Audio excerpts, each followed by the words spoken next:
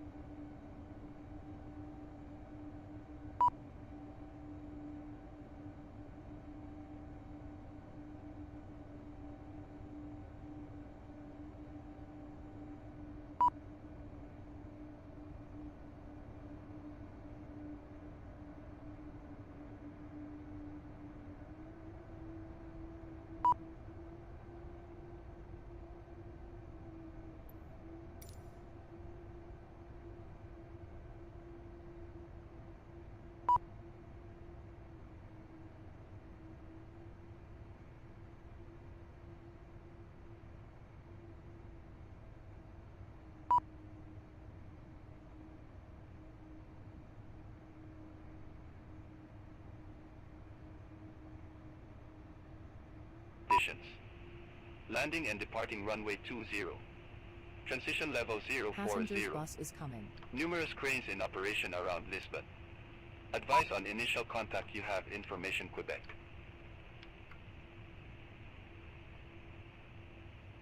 Lisbon Airport information Quebec. 1909 Zulu. Wind 260 at 6. Visibility 10 miles or more. Few clouds at 1,200. Temperature 27. Dew point 18. QNH 1018. VFR conditions. Landing and departing runway 20. Transition level 040. Numerous cranes in operation around Lisbon. Advise on initial contact you have information Quebec. Passengers boarding starting. Lisbon Airport information Quebec. 1909 Zulu. Wind 260 at 6. Visibility 10 miles or more. Few clouds at 1,000.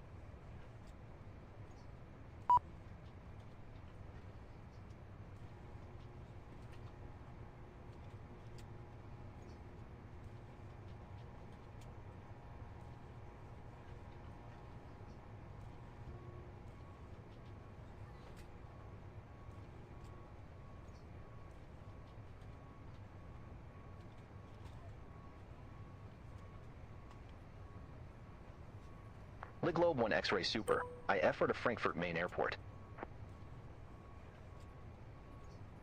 Lit Globe 1 X-Ray Super, Lisbon delivery. Expect runway 20, exit 1 Sierra departure.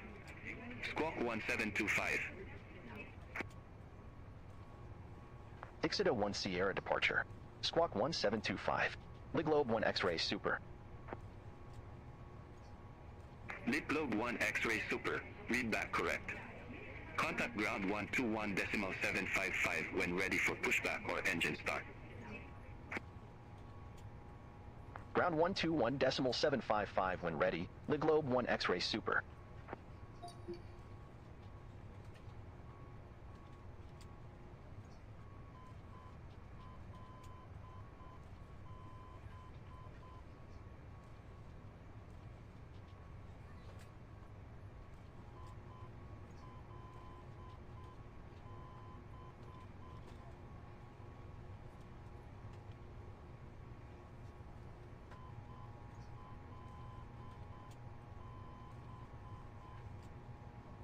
Top Swiss 82 November uniform, at ramp 106, request pushback and engine start. Top Swiss 82 November uniform, Lisbon ground, pushback approved. Face north. Pushback approved, face north, Top Swiss 82 November uniform.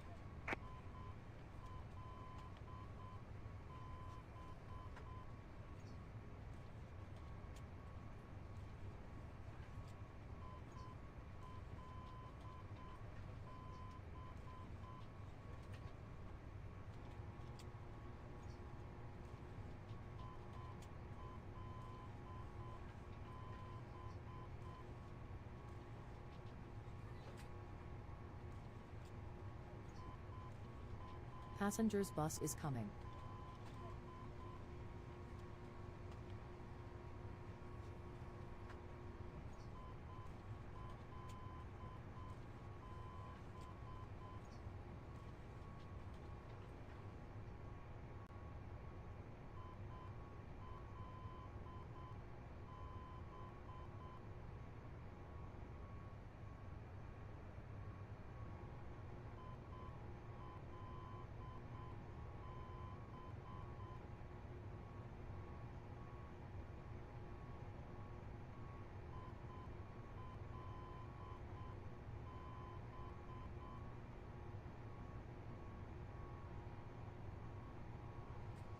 Passengers boarding starting.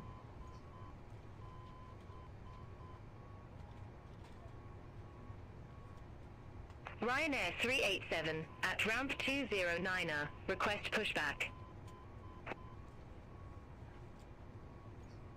Ryanair 387 Lisbon ground, pushback and engine start approved.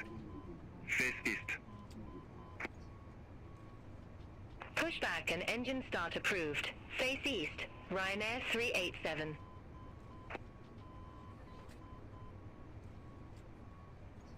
Top Swiss 82 November uniform, ready to taxi to the active. Emirates 5 Mike Heavy, Gate 146 taxi via Hotel 1 Uniform 2 Uniform, Golf 2 Golf, Golf 1 Tango, Whiskey 2. Gate 146 via Hotel 1 Uniform 2 Uniform, Golf 2 Golf, Golf 1 Tango, Whiskey 2 Emirates 5 Mike Heavy. Top Swiss 82 November Uniform, Runway 20 taxi via Alpha 1 Alpha, Alpha 2 Yankee, Alpha 3 Alpha 4 Alpha 5 Alpha 6 Alpha 7 Sierra 2 Sierra, Sierra 3 Bravo. Hold short runway 20.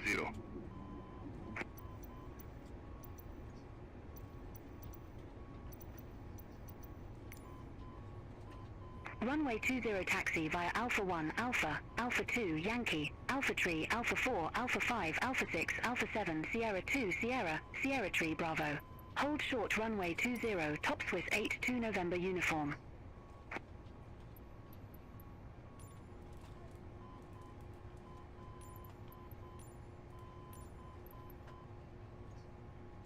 Ryanair 387, taxi for departure.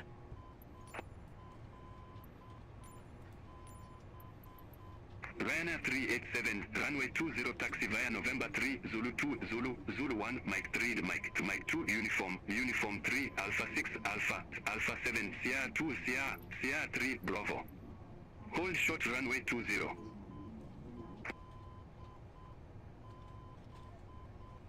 Runway 20 taxi via November 3, Zulu 2, Zulu, Zulu 1, Mike 3, Mike, Mike 2, Uniform, Uniform 3, Alpha 6, Alpha, Alpha 7, Sierra 2, Sierra, Sierra 3, Bravo. Hold short runway 20, Ryanair 387.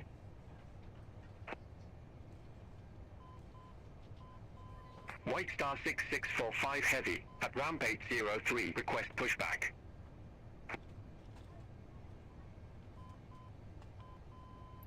White Star 6645 Heavy to Lisbon ground, pushback approved. Face southwest. Pushback and engine start approved, face southwest, White Star 6645 Heavy. Passengers bus is coming. Air Portugal 203, cross runway 20 at Hotel 4. Continue taxi via Alpha 6 Alpha, Alpha 7 Sierra 2 Sierra, Sierra 3 Bravo. Cross runway 20 at Hotel 4. Continue taxi via Alpha 6 Alpha, Alpha 7 Sierra 2 Sierra, Sierra 3 Bravo, Air Portugal 203. Portugalia 1065, ramp 106 taxi via Hotel 1 Uniform 2 Uniform, Golf 2 Golf, Golf 1 Tango, Mike 1 Alpha 1. Ramp 106 via Hotel 1 Uniform 2 Uniform, Golf 2 Golf, Golf 1 Tango, Mike 1 Alpha 1, Portugalia 1065. Alpine 75 Whiskey Foxtrot, cross runway 20 at Hotel 4. Continue taxi via Alpha 6 Alpha, Alpha 7 Sierra 2 Sierra, Sierra 3 Bravo. Cross runway 20 at Hotel 4. Continue taxi via Alpha 6, Alpha, Alpha 7, Sierra 2, Sierra, Sierra 3, Bravo, Alpine 75 Whiskey Foxtrot. Iberia 31 Sierra Bravo, at gate 117 request pushback and engine start. Iberia 31 Sierra Bravo, Lisbon ground, pushback approved. Face north. Pushback and engine start approved. Face north, Iberia 31 Sierra Bravo. White Star 6645 Heavy, request taxi to the active. Ora, cá estamos para mais um voozinho curto. White Star 6645 Heavy, runway 20 taxi via Curto Bravo, Whiskey para 1 A380, não é? 6 Alpha 7 Sierra 2 Sierra. Porque não é realmente curto para simulação. Lisboa Frankfurt. Runway 20 taxi via Bravo, Whiskey 1 Vamos aqui só simular. Sierra 2 Sierra, Sierra 3. Vamos aqui só simular um voo 6645 Heavy.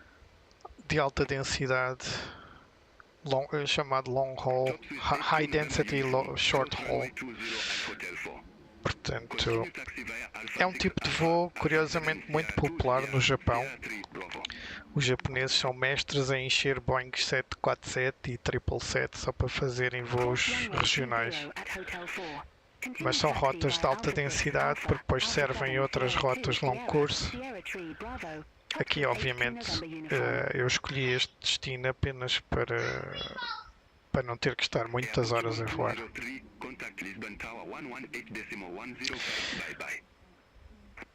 So today we are doing a Global Airways flight from Lisbon to Frankfurt. This is a completely fictional flight. There's no way this flight would occur in real life, simply because it's just overkill. This is Lisbon Airport. Officially, the Airbus A380 does not fly to Lisbon because there's no room for it. Whoa, look at that high-speed bus.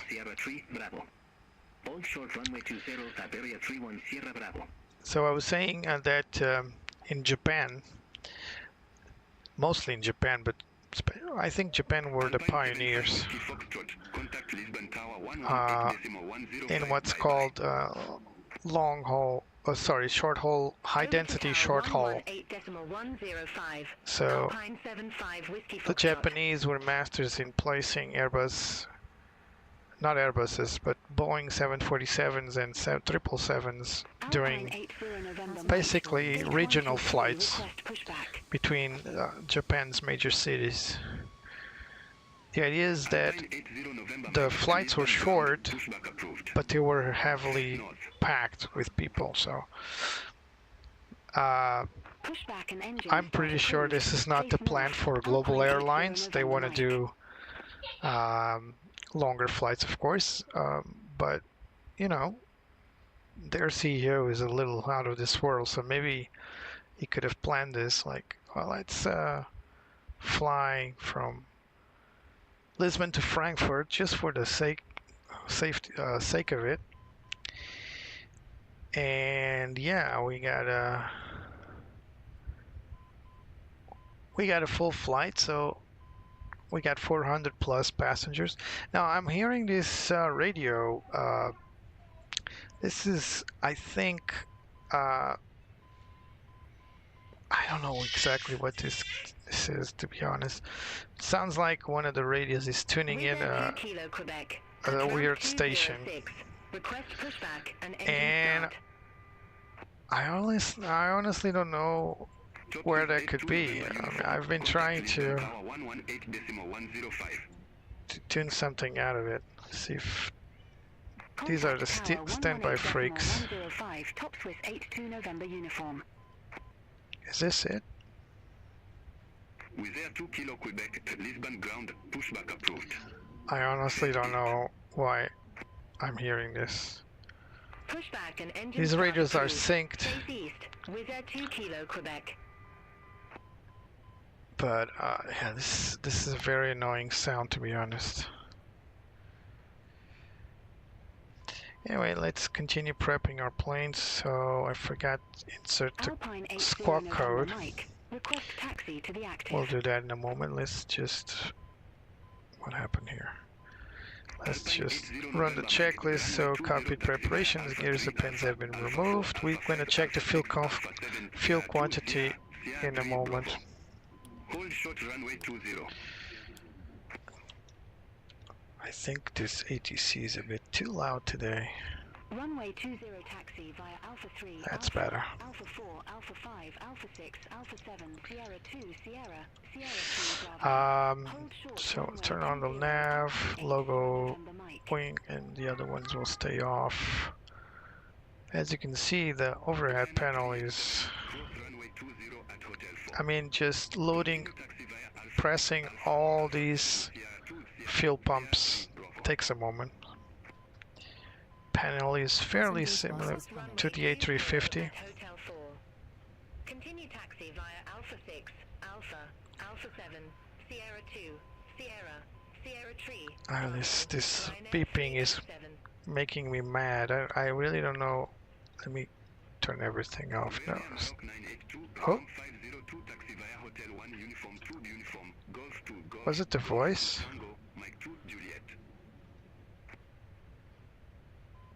Yep. Oh, it's...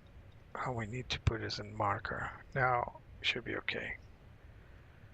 Yeah. So we were hearing one of the nav aids. I think it was VOR. As soon as I turned it on, we were tuning Lisbon VOR. And so if I place it here, I'll hear the VOR 1, VOR 2, and ADF. So that's why I was hearing it. We just need it for the marker. So it takes a moment to load this huge plane, as you can see. We're still missing these passengers. We're going to have a full flight with 484 passengers. That's a lot of passengers. So packs will be on. We'll come back to this. Let's go to fuel and payload. So let's put the info here. So we got a zero fuel weight planned 350.3.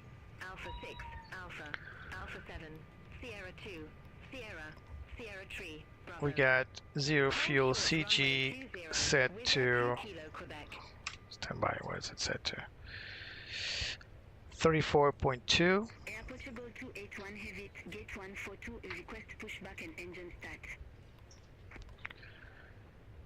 And we got our block fuel. That should be, it's not yet, it's going to be 9.6.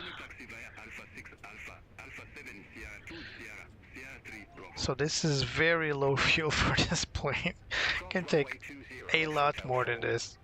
It's about 1/4 of what it can really take. So 484 passengers, and it's currently saying I'm minus 1.5 tons of expected fuel on board on Frankfurt. That's because we need to load the plane. I think it's not correct as it is, because we need 44.9. So that's why it's saying we got less fuel than we require. We'll just leave it that for now, because it's kind of a warning that we still need to refuel. So the fuel on board here is 14.2, and we needed to add these numbers, but we need 44.9, not... Is that pounds? No, it's kilograms, that's correct. So we import this from Simbrief, and now I want it to load, but while we're loading passengers, it's forbidden to load fuel, so that's why we can't do it right now. That's why I need to delay that for a moment. Cargo has been loaded, so we might as well shut those doors. Those doors are no longer required. Pilots shouldn't have to do it, but you know the drill. So passengers are all in.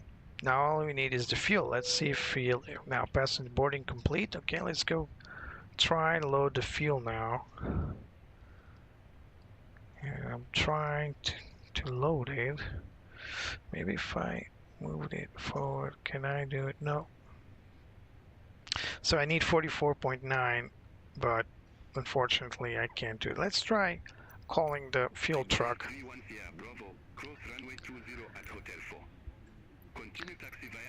Request refuel. Fueling truck is on its way. So this integration. Please don't load aircraft until the Oh. fuel truck arrives and ask to do. Yeah, it's a funny story.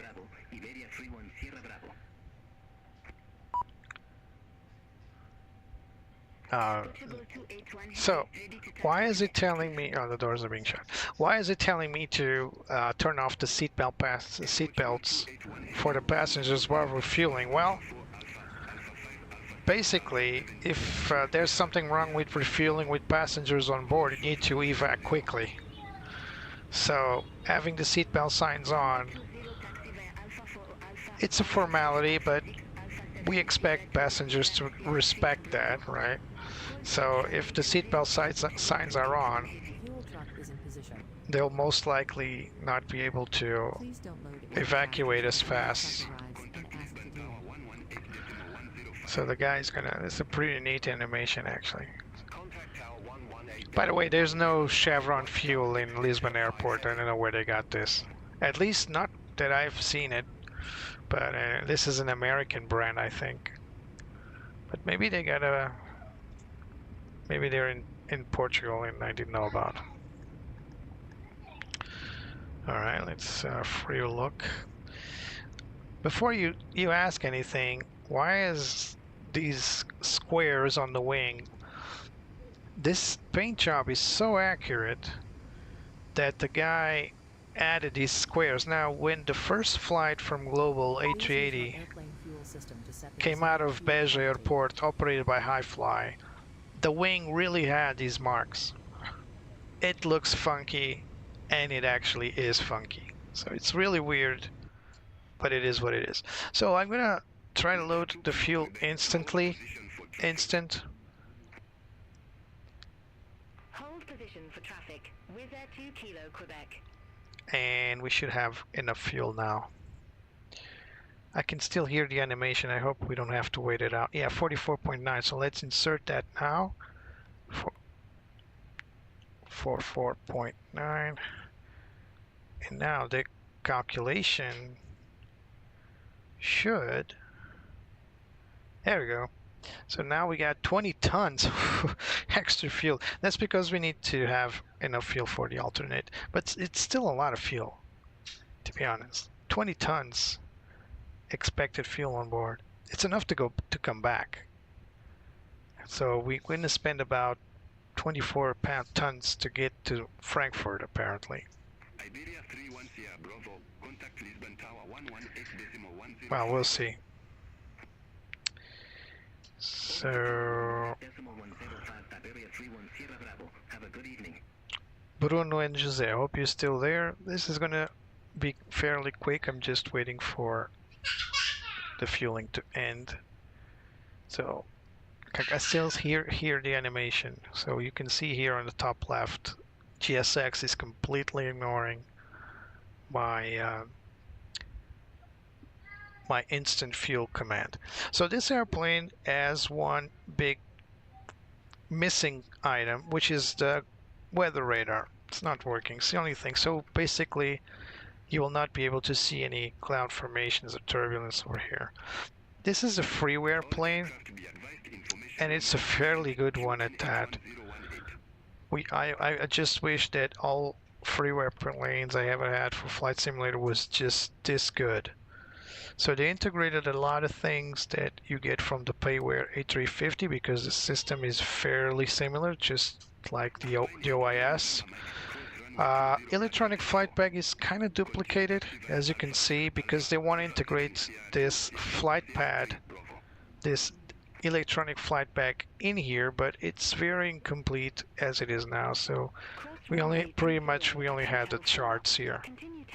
And these flight ops, they are not working correctly. As you can see, I can't load any other call signs, so I only use this for the terminal charts, and it's not, you know, it's duplicated. You can even turn this off if you would, or you can turn the electronic flight back off because they're kind of redundant. But you do have some interesting items such as the performance calculators. You got the OFP here that should be there, but it's here currently. So they're transitioning this to appear here and get rid of the EFB on its own, but the OIS is very incomplete right now, so they don't have a choice. Now, flying the A380, it's a huge plane. In my comment in this video, I say that it's becoming an obsolete plane, in my humble opinion. I think aviation has come a long way, but it's just too big for the great majority of airports around the world. Even the airports that, thank you, Jose, even the airports that receive the A380, they need to adapt. They need to have huge taxiways, huge gates. Even the jetways need to be special because this is such a huge plane. And oh, there goes a plane. Oh, there it goes. Oh, it's a 767 from Maersk cargo plane, or Polar. It's Polar 767. So yeah, we're still waiting for that fuel to load. I hope it's faster than that, because it was instant here, but it's completely ignoring. So we'll stay on GPU for now until that fuel loading is complete. So for today, we're going to depart via Ixida 1 Sierra. So it's a funky departure. So we'll basically take off, head south to NetVio, then turn right and climb north to Ixida. I say it's funky because we're taking off in the opposite direction, so we need to make a U-turn. It's not the best in terms of performance. But coming back to flying the A380, so the plane is huge, it's cumbersome, it's rare actually, but it flies like an A380, sorry, an A330 or an A350. It really is that smooth. It's a piece of engineering, actually. You don't feel like it's a huge plane. I mean, you do feel like it's a huge plane, but not in a way that it makes the plane like slow and sluggish. It's actually pretty cool to fly, but it's just the way it is. I mean, you do get what you ask for. So, big plane, 484 passengers on board, very heavy, 4 huge engines that have a lot of lag, and yeah. So still refueling. I don't know why GSX doesn't make it instant. It's refueling awfully slow. So what we're going to do now is, first of all, let me put this in real time. And now let's accelerate time to see if this refueling gets any faster. So it doesn't allow me to go beyond 2x.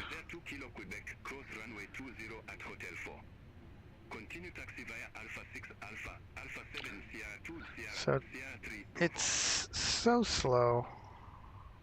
Cross runway 20 at Hotel 4. Continue taxi via Alpha 6. It's Alpha, not doing Alpha anything. 7, Sierra 2, Sierra, Sierra 400 kilograms. 400 kilograms, I mean, could be slower than that. We need, in order to achieve this number, we need 44.9, so it's so freaking slow. I don't understand why. Let me try again to make it instant, see if we can... Pushback approved, face north, Transavia 95 Alpha. Air Portugal 281 Heavy, contact Lisbon Tower 118.105. Contact Tower 118.105 Air Portugal 281 Heavy. Yeah. So, if this doesn't work, I'm gonna abort GSX. 1501, request pushback. Yeah, I'm gonna abort GSX or restart GSX so that we can assume that it's just restarted. Face north, Air Portugal 944. So we're gonna assume we have enough fuel on board. So 44.9, it's what we need. It's what is planned, 44.8, but you know, 100 kilograms more, no worries. Alright, so airplane's ready. Let's start our APU so we can start our engines. Flap moving. Runway 20 taxi via Lima 1 uniform 1 uniform 2 uniform 3 Alpha 6 Alpha. Flap is open, so let's start. Sierra 3 Bravo. Hold short runway 20 Air Portugal 826. So other planes are Transavia 95 departing. Alpha, request taxi to the active. So I got all passengers on board, so we're good to go. Let's run in our checklists now. Fuel quantity 44.9 on fuel on the fob. Where is it? There it is, 44.9 checked. Seatbelt signs. Now we need to turn them back on, so let's do that. Runway 20 taxi Done. via And 01, barrel reference. We got Mike 2, 1018 in cross check. Alpha, Alpha 7, Sierra 2, With cockpit preparation complete. Bravo. Hold short runway 20. As soon as we got our APU running, Alpha. APU available, let's bleed out. Alright, so let's turn our beacon on, strobes to auto, everything else to auto, wing lights turned on. We can't see the engines from the cockpit on this plane. But yeah, let's call our ground crew now to tell them that we are going to prepare for push.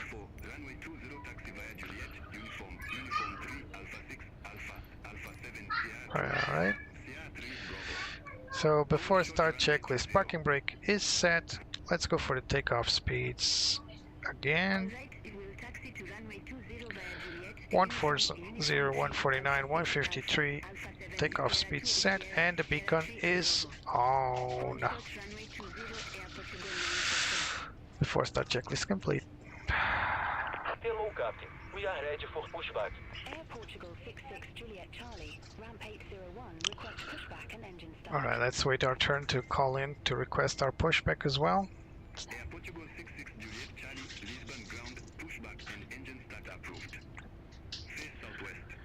So I need to get used to this call sign because it's very strange. It's lit globe. Departure checks completed. Bypass being certed. Lit globe 1X super. That's my call sign. Ramp 416, request pushback and engine start. A lot of planes departing now, so I need to wait for my turn. 836 Alpha, Lisbon ground, pushback and engine start approved. Face north. Pushback approved, face north, Air Portugal 83. Yeah, we're gonna face north that direction. Locking gear. Stand by. Lisbon ground, lit globe 1X super, request taxi for the active. Yeah, I mean request push and start. 126, request pushback.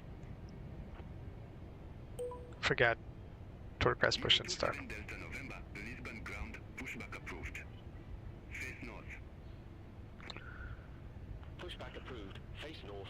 327 Delta November. Busy time at Lisbon Airport, apparently. Lisbon ground lit Globe 1 X-ray Super. You need to make a taxi request and check the frequency. Yeah, sorry about that. Lisbon ground request push and start. Gate 505, lit Globe 1X Super.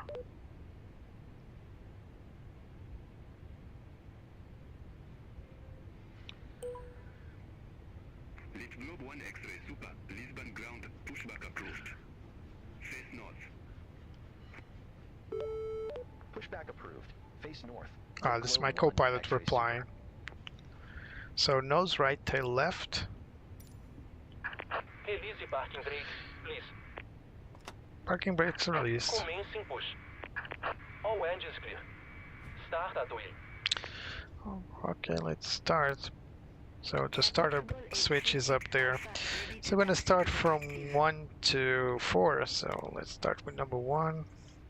Air Portugal 836 Alpha. Runway 20 taxi via Lima 1 uniform 1 uniform. Uniform 2 uniform 3 Alpha 6 Alpha. Alpha 7 Sierra 2 Sierra. Gate 505 is the heavy gate. This is where the 777-300s park from Angola and Latam. But it's still too small for this plane, so we're pushing it. We're pushing it a lot.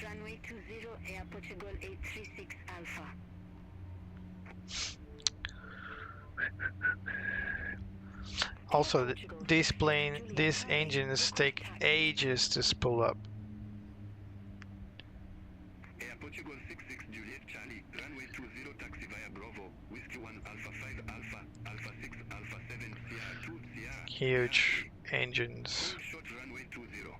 for a huge plane. Okay, number 1's available. This is how I started the 747. I'm not entirely sure this is the way you start the A380, but I like to keep things symmetrical, so I'll start 1 and 4, then 2 and 3. Sorry for the A380 purists, but Easy 27 Delta November. I prefer this way so I don't have an offset. So surveillance, yeah, we need to set our surveillance. Good call. Alpha 5 Alpha 6 Alpha 7 Sierra 2 Sierra. Sierra 3 Bravo. Hold short runway 20. So, wow, where did Runway 20 taxi I via wrote Alpha my Alpha 4, Alpha 5, transponder Alpha 6, Alpha 7, was Sierra 2, Sierra 3 Bravo. 1725. Runway 20 Easy 27 Delta November. Please set parking brakes. Air Portugal 826 cross runway 20 at Hotel 4. Parking brakes is set. Waiting your confirmation for your engine start. Alpha 7 Sierra 2 Sierra. So we got 1 and 4. Let's go for number 2. Cross runway 20 at Hotel 4. So we got everything on Alpha 6 TA, normal. Sierra 2 Sierra. So again, we don't have weather radar, which is unfortunate. Let's go back to performance. Starting number 2. Monica 652 In the Boeing 747, you can actually start engines simultaneously. So you could start 1 and 4, then 2 and 3, or 1 and 3 and 2 and 4, or whatever choice you. The aircraft was APU and hydraulics and pneumatics. They were so powerful that you could start 2 engines at once. I'm not sure the A380 could do it. I've done it here, but I'm not sure that's realistic. So you, Hold position for traffic, Transavia 95 yeah, sorry Transavia, it's probably on my 6 here. Let's go. Actually, no, it's not. It's not behind me. Quality 2 Mike November, Lisbon ground, pushback approved. Face southwest. So we got number 3, then let's finally start number 4. Oh, there goes Eagle 644. high fly. Lab 421, request pushback. Starting number 3, and hopefully we can call in the 644 Tango, the tug away. pushback approved. Face north, Run the after start checklists, then go for the taxi checklists. pushback approved. Face north, Air Portugal Let's 644. turn on the RTO arm. And Speed brakes to arm. We can also get our flaps 1 set. Ooh, it's too much. There you go. Lisbon ground, pushback approved. Face north. Alright, looks like we got a good engine start.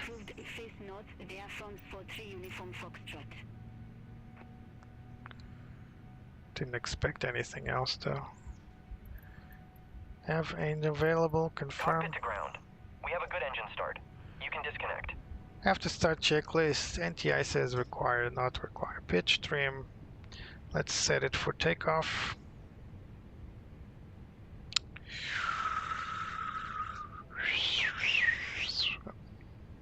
Oh my god, where is it? There it is, flight control. Alright, we got pitch 4.8 up. And we should have 34.9 on the step trim. Unlocking gear. So the THS should be 34.9. Contact Lisbon Tower 118.105. 34.9. Alright. Have a good evening. Tow track disconnected. Bye-bye, spin remove. This plane doesn't have Left is manual trim, just like the A350. You need to set it up here. That's our takeoff trim. And rudder trim set to neutral, and it is set to neutral. After start checklist complete. We'll check the flight controls in a moment. So we are going to turn this off. APU bleed off. APU master is off. Flaps 1. And speed brakes are armed. Let's call in for our taxi to runway. Air Portugal 644 Tango, runway 20 taxi via Lima 1 uniform 1 uniform, uniform 2 uniform 3 Alpha 6 Alpha, Alpha 7 Sierra 2 Sierra 3 Bravo. Hold short runway 20. It's a huge taxi clearance. I know where to go, but Will taxi to runway 20 via Lima 1 uniform 1 uniform, uniform 2 uniform 3 Alpha 6 so Alpha, the Alpha pins 7 were Sierra 2 removed, I believe. The plane is so tall that you don't see the ground crew. Ground airport, lit Globe 1X Super request taxi for the active. Air France 43 Uniform Foxtrot, request taxi. Air Portugal 825, ground 411 taxi via Hotel 1 uniform 2 uniform, uniform 1 Hotel 3 Charlie, November 1 Lima 1. Flaps setting. We're gonna check the flight controls. Via Hotel 1 uniform 2 uniform, Radar is inoperable, so we can't really turn it on, but we'll call it turned on. And these will be set for the ECAM status. Air Portugal 644 Tango, hold position for company traffic. I'll call you back. Still got no clearance for us. Hold position, Air Portugal 644 Tango. Air France 43 uniform Foxtrot, runway 20 taxi via Alpha 2 Yankee, Alpha 3 Alpha, Alpha 4 Alpha 5 Alpha 6 Alpha 7 Sierra 2 Sierra, Sierra 3 Bravo. Hold short runway 20. Come on, give me clearance. Alright, it will taxi to runway 20 via Alpha 2 a Yankee, Alpha 3 Alpha, Alpha 4 Alpha 5 Alpha 6 Alpha 7 Sierra 2 Sierra, Sierra 3 a Bravo. Hold short runway 20 Air France 43 Uniform Foxtrot. Air Portugal 644 Tango, continue taxi. Continue taxi, Air Portugal 644 Tango. Yeah, you forgot about me. Lit Globe 1 X-ray. There we go. Runway 20 taxi via Juliet, uniform, uniform 3 Alpha 6. Hold short runway 20. Juliet, okay. I got this. Oh. Runway 20 taxi via Juliet, uniform, uniform 3, Alpha 6. Hold short runway 20, the Globe 1 X-ray Super. Alright, let's go. Air Portugal 440 at gate 125 request push. So this is a very cumbersome plane to taxi, but Air Portugal 9 We'll do our best. 0 at Hotel 4. Continue taxi via Alpha 6. So we need to make, this is something that's not designed for, this is where you see that this airport's not designed for this kind of plane. So we need to make this S turn here now. Any other plane this would be a piece of cake, but with the A380 it's a real pain in the rear end. Alpine 52 X-ray Lima, gate 123 taxi via Hotel 3, Golf 2, Golf 1 Alpha 3. Hello, look at all those planes there. Traffic jam. Via Hotel 3, Golf 2, Golf 1, Alpha 3, Alpine 52 X-ray Lima. Traffic jam alert. Transavia 95 Alpha, continue taxi. Continue taxi, Transavia 95 Alpha. Easy 27 Delta November, hold position for traffic. Whoa! Call you back. Hold position for traffic. Easy 27 Delta November. That's very rude. Air Portugal 440, Lisbon ground, pushback approved. Face north. Now, before you say anything, no, there is no traffic separation with this AI. So what you just saw is fairly normal, unfortunately. They will sort it out someday, but yeah, it happens a lot. So you need to pay attention to traffic and try not to hit anyone, especially with an A380. There goes the TAP. TAP Air Portugal.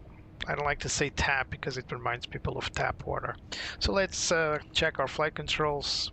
Here we go. Full deflection left. Air Portugal 66 Neutral. Charlie, close runway 20. Full deflection right. Continue taxi Neutral. Alpha 6 Alpha, Full pitch up. Sierra 2 Sierra 3. Neutral. Full pitch down. Neutral. Full rudder right. Cross runway 20 Neutral. Hotel 4. And full rudder left. Alpha 6 Alpha. Neutral. Alpha 7 Sierra 2 Sierra. Flight controls are Sierra checked. Bravo, Air Portugal 66 Juliet Charlie. And we're braking here for the traffic jam. Can you imagine Jose filming the A380 at Lisbon? Let's clear this for now because we're going to do that on the ECAM right here. Air Portugal 836 Alpha, hold position for traffic. I'll call you back.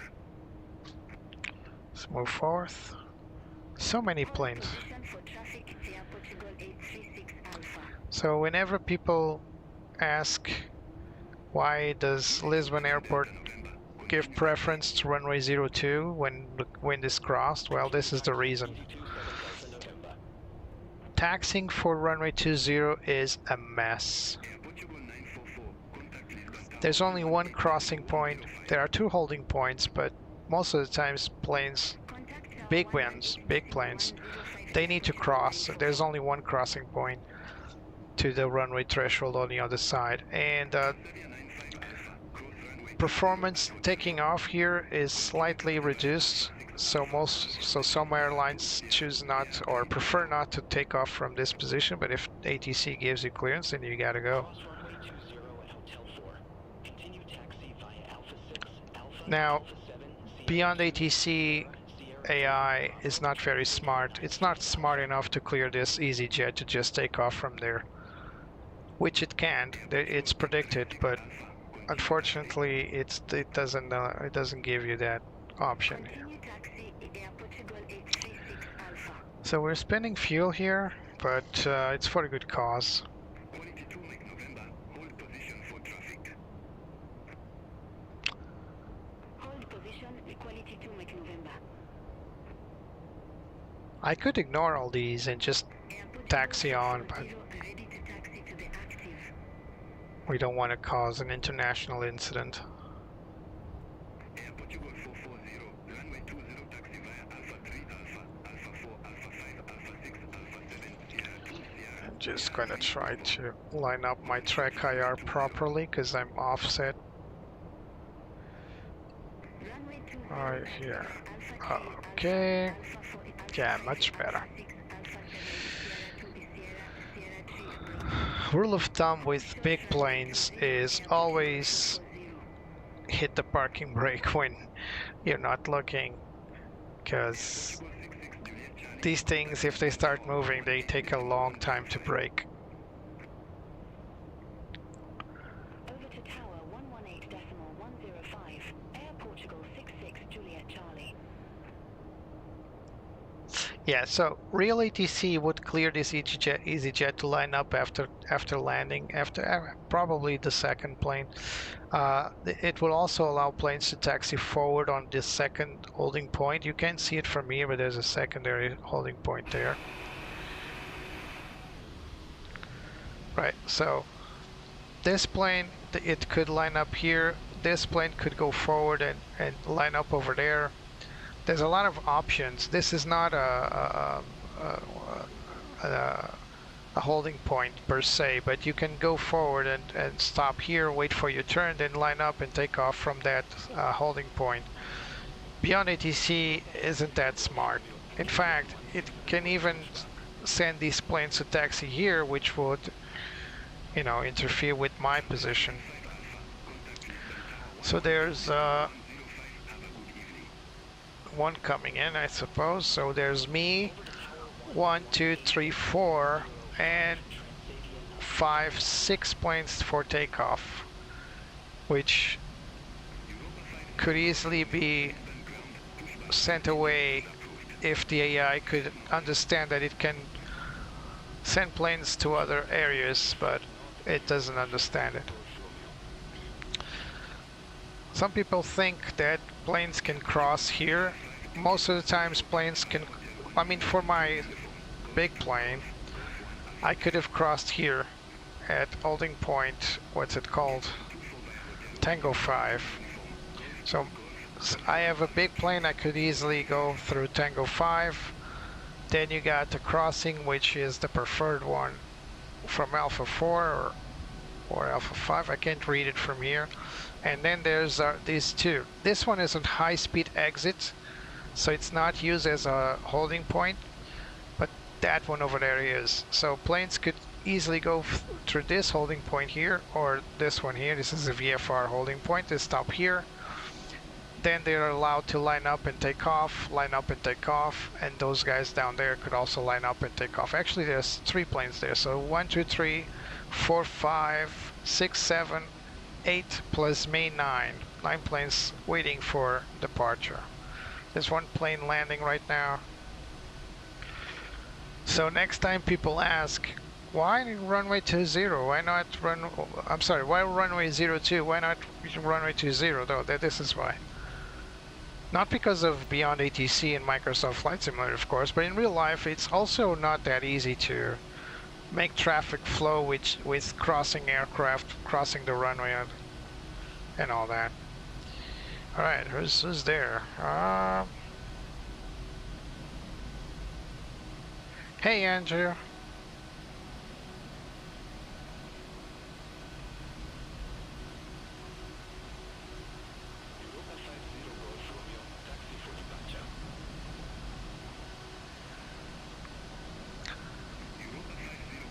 Number to call, what do you mean? When ATC tells you we have a number for you? Yeah, that's pretty bad. I'm gonna try to move forward a little bit to see if traffic flows. Yeah, so whenever there's something called a pilot deviation, ATC will say possible pilot deviation, stand by to copy number to call. So that's basically the big no phone number. It means that you messed up and you need to clarify stuff with the ATC. Let's move forward. I want to go forward. I'm going to try to keep this traffic flow, but I can't move.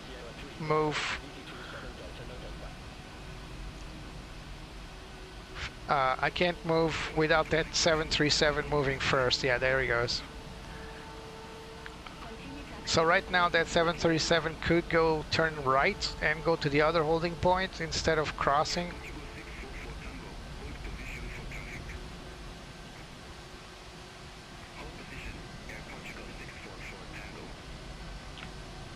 Yeah, it's a big mess. Oh no, not Air France. No! I don't have clearance. You can see the wingspan on A380 is huge. I mean, those outboard engines, they're on the grass. So this is why the A380 doesn't operate to Lisbon. You need a lot more clearance for these engines. There's a huge risk. There's a huge risk that I take these lights with this engine. So if I go forward, my engines will go over these signs, and there's a strong chance I take them out. Because although they're above ground and there's some clearance, but they're not that high.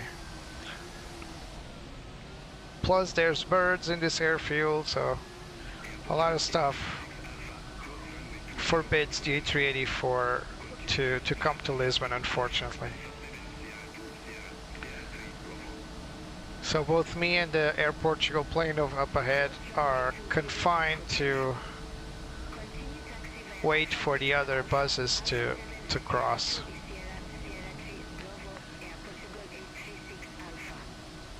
Considering that this is AI, it's actually doing a good job in separating traffic. It's just too slow.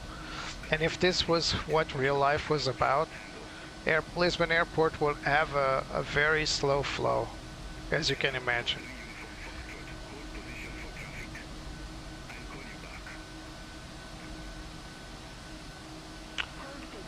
So same thing as before, I can't cross unless that Air France moves forward.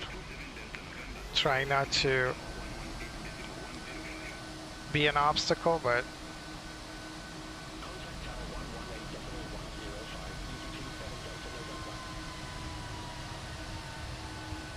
there it goes to Portugal. There's another airplane lining up. Oh, that's gonna be tight. I don't think he's gonna make it.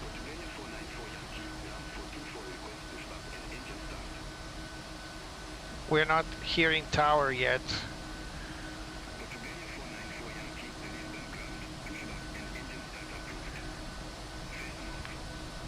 That plane's gonna go around. There's no way it can land.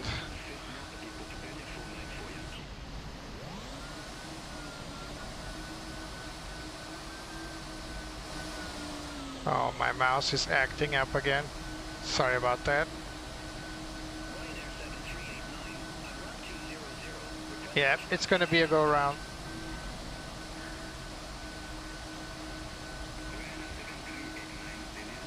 Because that guy is not authorized to take off yet.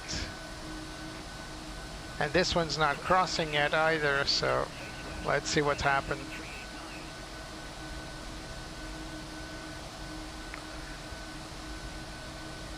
I hope the flight will be smoother from here on.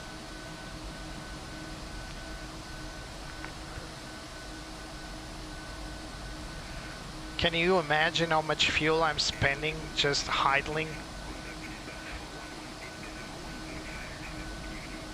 Yeah, going around, there it goes.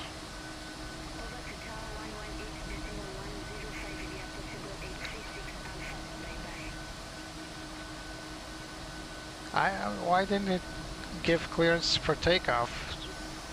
Maybe another plane was still on the taxi. Alright, should be clear for takeoff now.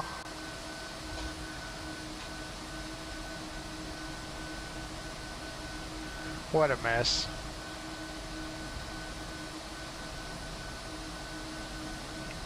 Come on, man.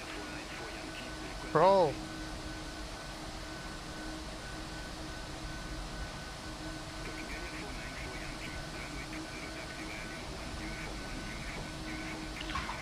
There's gonna be, yeah, there more planes are coming in. This is gonna be a mess. Another go around? Seriously?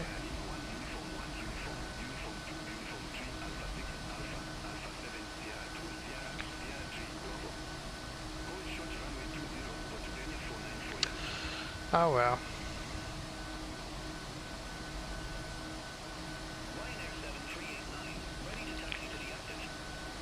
Um,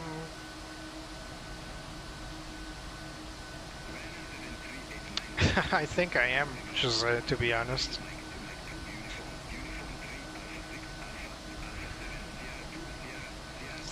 You know what? I'm gonna do something you can't do in real life. It's just messing with my... by this time my slot would be terminated. So I'm just gonna do something. Close your eyes. Don't look, don't look. Don't look.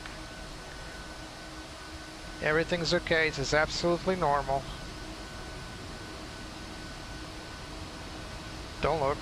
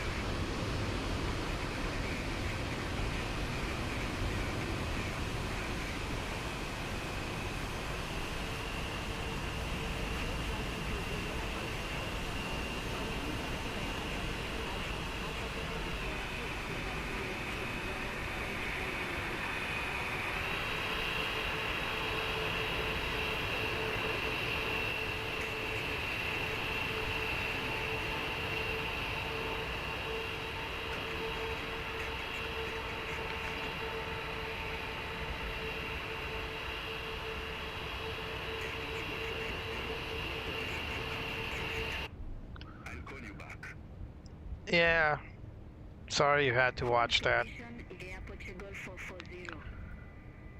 But it's the perks of flying in Flight Simulator. Sometimes things get borked. Cross runway 20 at Hotel 4. Continue taxi via Alpha 6 Alpha, Alpha 7 Sierra 2 Sierra, Sierra 3 Bravo. Cross runway 20 at Hotel 4.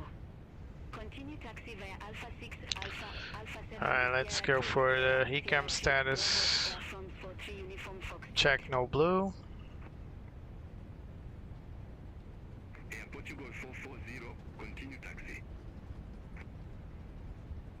Continue taxi Air Portugal 440. Now we're coming to the second traffic jam, and that plane over there, it seems that that's the culprit. It seems that the plane's stuck, but it's taking off now, so we'll hopefully also take off. Not sure what happened back there, but yeah, it's not perfect. The only perfect way to fly is actually doing the real deal. Since we can't do it, we need to stick with what we got, and what we got sometimes fails. So there are no planes approaching because the last two performed a go around. Basically that why seatbelts? I got no seatbelt warnings on. Well, okay. Those two planes performed the go around, and there was a stuck plane here. 118.105. Over to Tower 118.105. The Globe 1 X-Ray Super. Have a good evening. Okay, we switched to tower, and now let's call in a tower to tell them we're ready. Tower Lit Globe 1X Super is ready for departure, runway 20. It's going to tell us we're number 2, probably. Lit Globe 1 X-ray Super, number 2 for departure. Yep. Hold short of 20. There's a plane incoming. Let's hope it's not going to line up. Hold short of 20 for traffic. Lit Globe 1 X-Ray Super. So there's probably a plane crossing right now back there. That's why that one is holding. That's what I hope, at least. Easy 27 Delta November. There he goes. Wind 340 at 5 runway 20 cleared for takeoff. Runway 20, cleared for takeoff. Easy 27 Delta November. Now we need to wait for. Portugal 836 Alpha, runway 20, line up and wait. It's going to line up and wait, so we're going to prep our plane. Runway 20, line up and wait. Clear Portugal 836 Alpha. For our departure. Let's move in foil.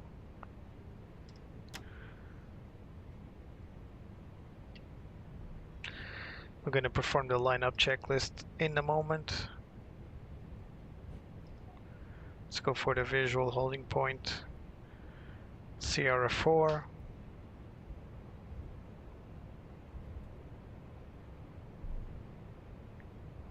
Not as nimble as its A320, this plane, but it'll get us there. 27 Delta November, contact Lisbon departure 119.105. Contact Lisbon departure 119.105. Easy 27 Delta November. Still too bright. We need to make it darker. Bye bye, Airbus.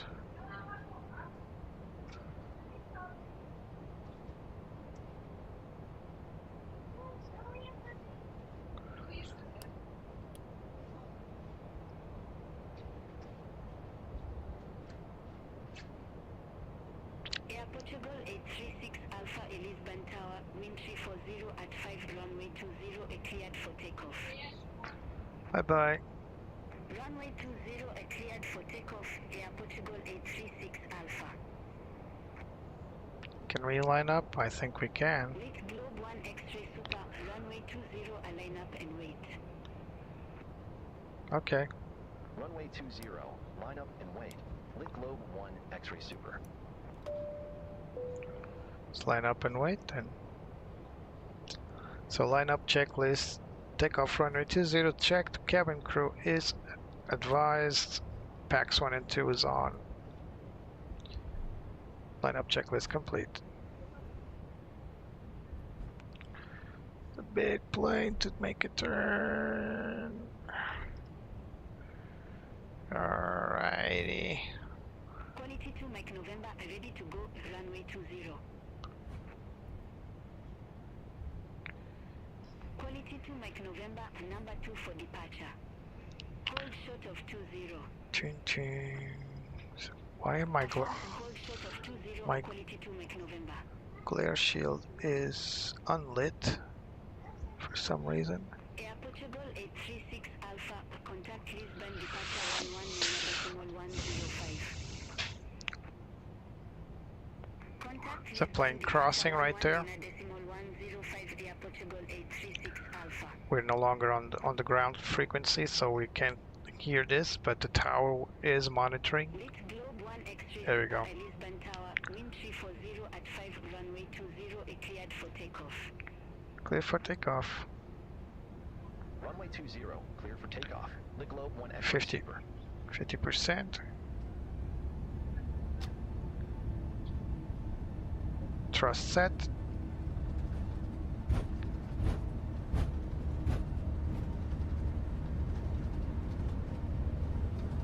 Quality 2 Mike November, runway 20 line up and wait. 100. Runway 20 line up and wait. Quality 2 Mike November.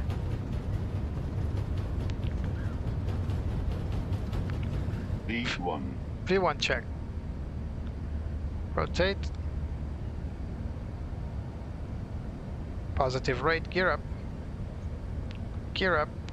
Go gear. Oh, there we go.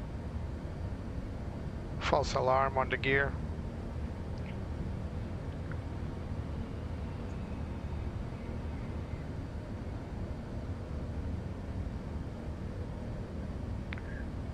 Air Front 43 Uniform Foxtrot, ready to go, runway 20. Sluggish climb. Typical of the A380.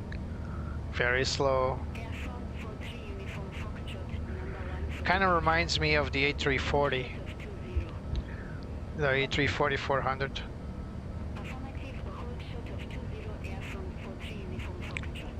A340-300, sorry. Here we go, thrust to climb, set, nose down.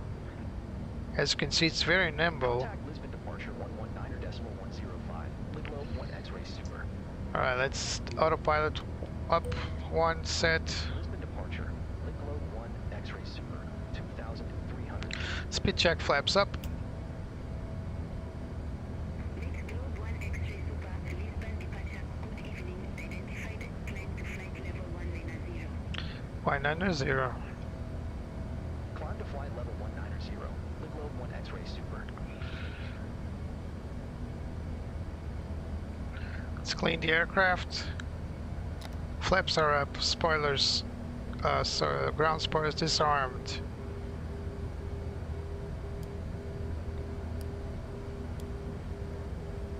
Nose wheel, landing lights off.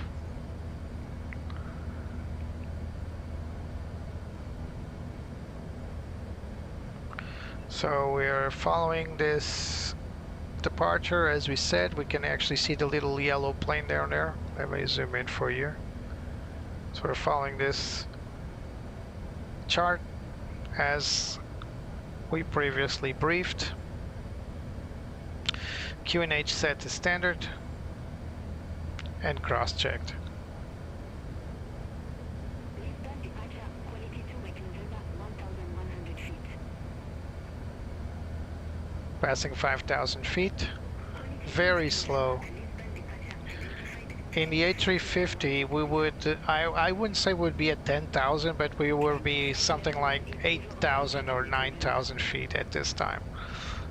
It's a very slow plane.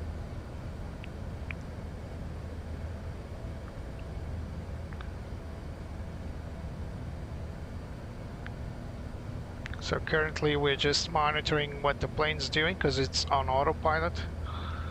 I could fly it by hand up until the transition altitude, but there's no point in doing that unless you want to show off or if it's part of your company SOPs.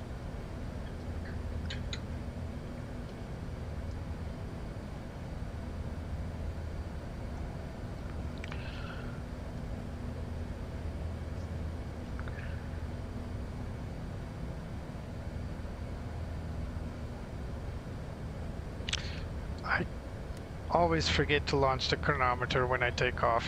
Apologies. Because in the A350 we have the automatic chronometer for the flight. So I keep forgetting when I'm not in one of those planes to launch the chrono. Alright, we got the vertical profile up until PT 702, so let's increase our altitude, our range, sorry. So we have conducted our turn, now we're turning north to follow Exeter for Frankfurt.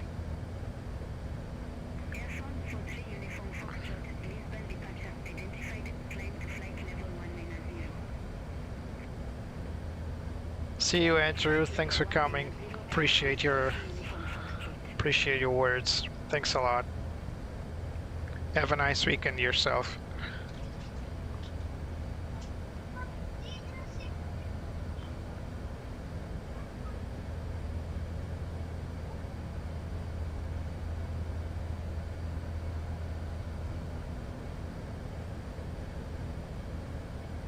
So we got a slight tailwind.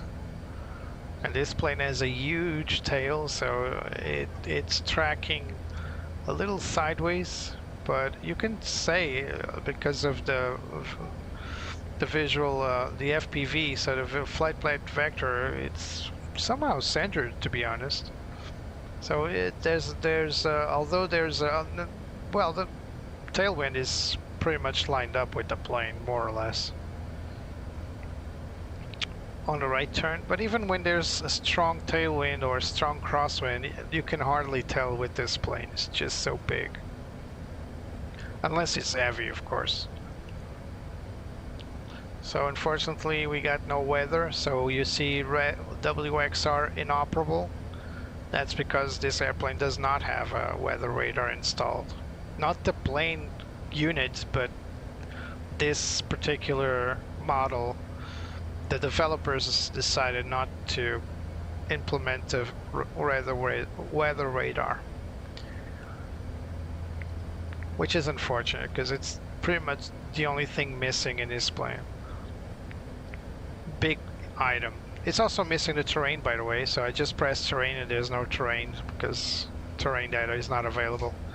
So WX and terrain, so weather radar and terrain depiction for the GPWS are both missing, which is unfortunate.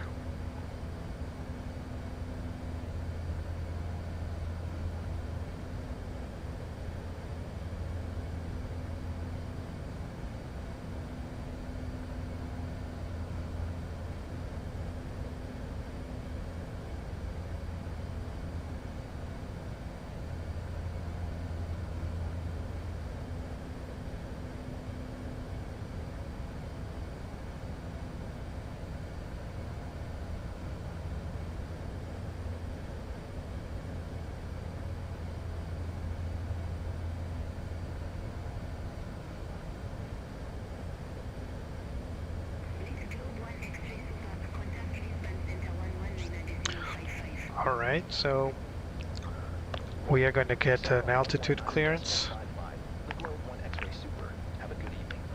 and it should be our cruise altitude. Lisbon Center, Lake Globe 1 X-ray Super. Good evening. Through flight level 167 for flight level 190.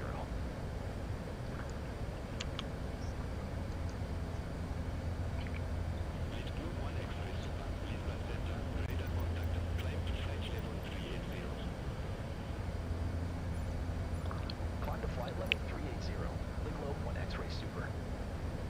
Let's go, 380. Alright.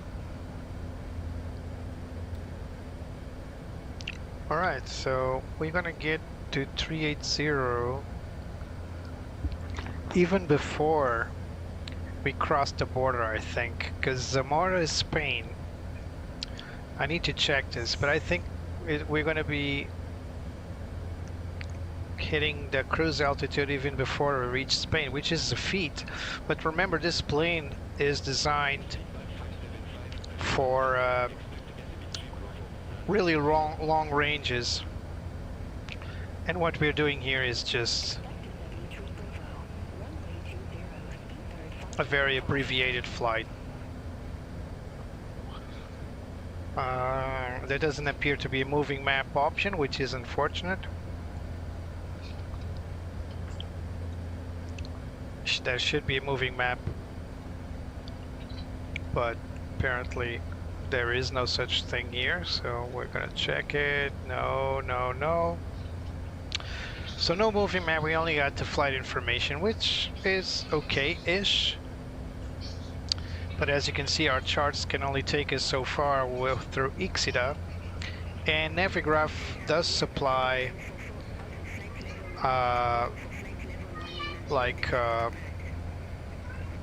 IFR charts as well, so not just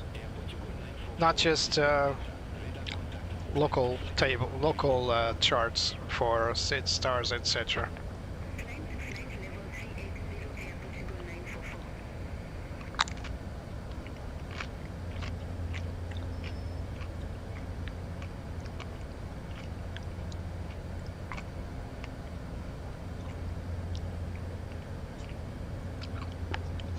For those that believe that, you know, there are missing features, you can't really complain. This is a free aircraft, so this whole A380 is completely free.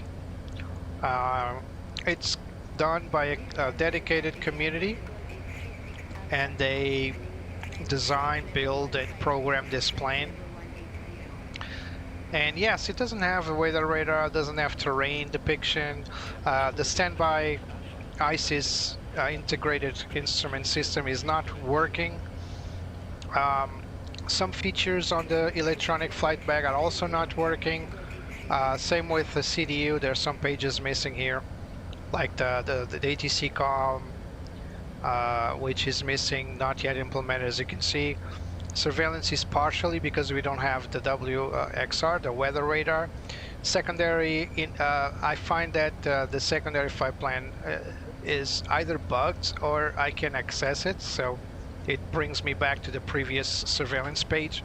Other than that, it's a very functional plane. They're working on making it feature rich. Currently it's flyable and it's a very pleasant plane to fly, especially if you want to learn, well, I wouldn't say learn the A350. Currently, I think the A350 is the most expensive add-on for flight simulator in the market, talking about premium aircraft. So yeah, it's a good experience to go through the touch screens and all that to allow you to understand how the 50 more or less works, because it inherits a lot from the A380, but it's not the same plane, not at all, especially in terms of performance. So in that regard, yeah, it's a good platform to learn how to use this integrated system, but not to fly the A350. The A350 is more agile, it's more nimble, in many aspects is more advanced. Inibuilds is a payware company, so they are paid to produce their plane. So it's better to be more advanced than this one that's freeware, right? So, but for what we got for the money we didn't spend, if you know what I mean, then yeah, this is a good plane. I have no objections other than one. There's only one objection. Aside from the missing features that I wish they implemented, but I'm sure they will someday. I really wanted them to optimize the textures. This plane is extremely heavy. I have a fairly recent computer now, but previously I had an old one and I couldn't fly this plane on a heavy airport. It was just unbearable. FPS would drop like crazy, like in the margins of 5 to 10 FPS. Yeah, that low. So that's the only really complaint I got from this plane. Of course, again, I would like the missing features to be implemented, but I don't think they are really that important. But performance is everything, especially if you stream online.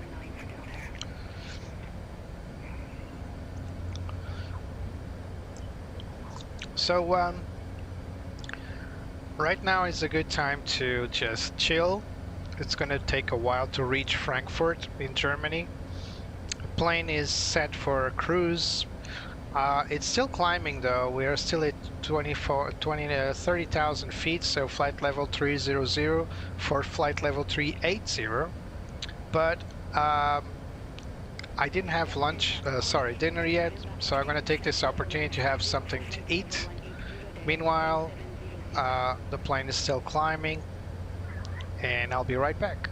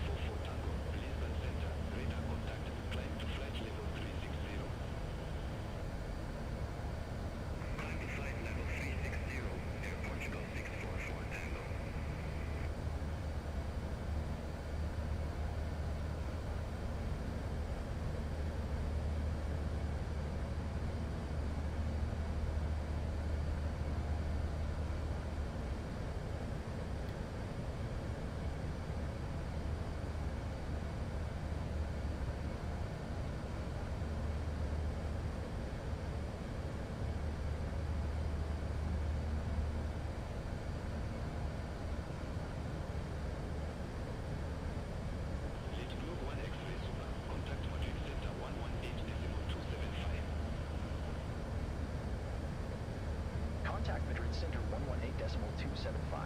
Globe 1 X-ray Super. Have a good evening.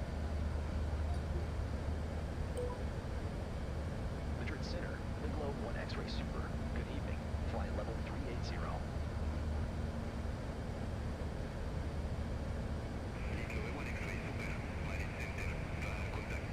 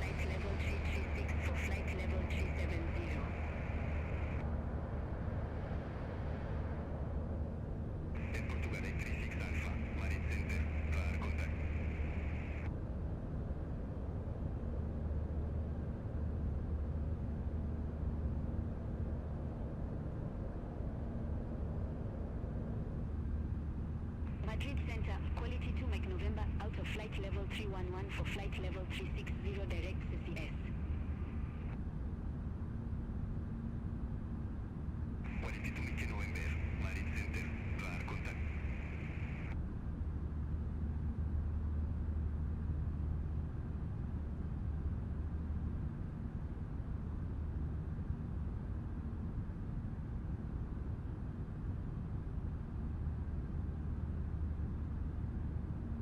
Madrid Center, Ryanair 5 Quebec Juliet, flight level 380.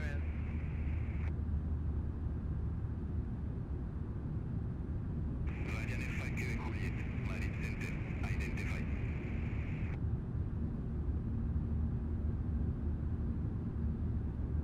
Air Portugal 437 X-ray, contact Lisbon Center 119.55. Center on 119.55. Air Portugal 437 X-ray. Bye-bye.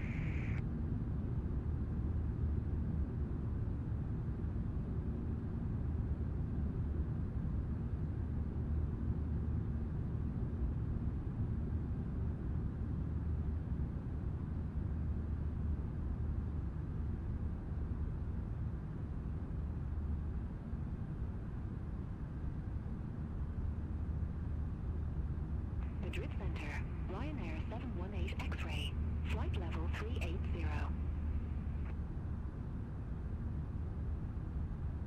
Europa 37 Hotel Alpha, descent to flight level 140. Descent to flight level 140, Europa 37 Hotel Alpha. Ryanair 718 X-ray, Madrid Center, clear contact.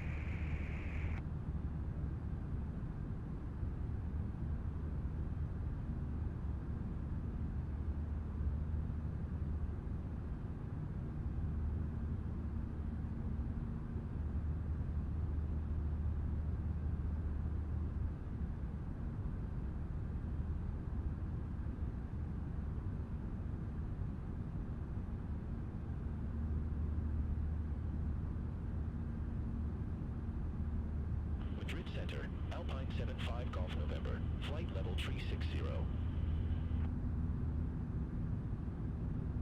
Alpine 75 Golf November, Madrid Center, clear contact.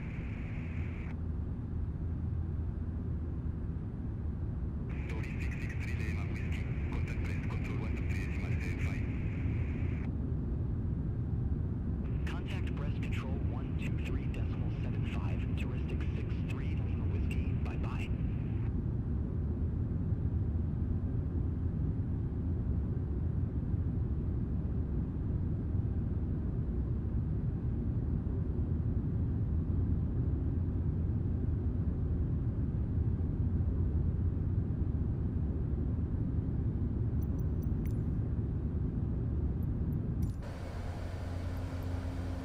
Clear of conflict.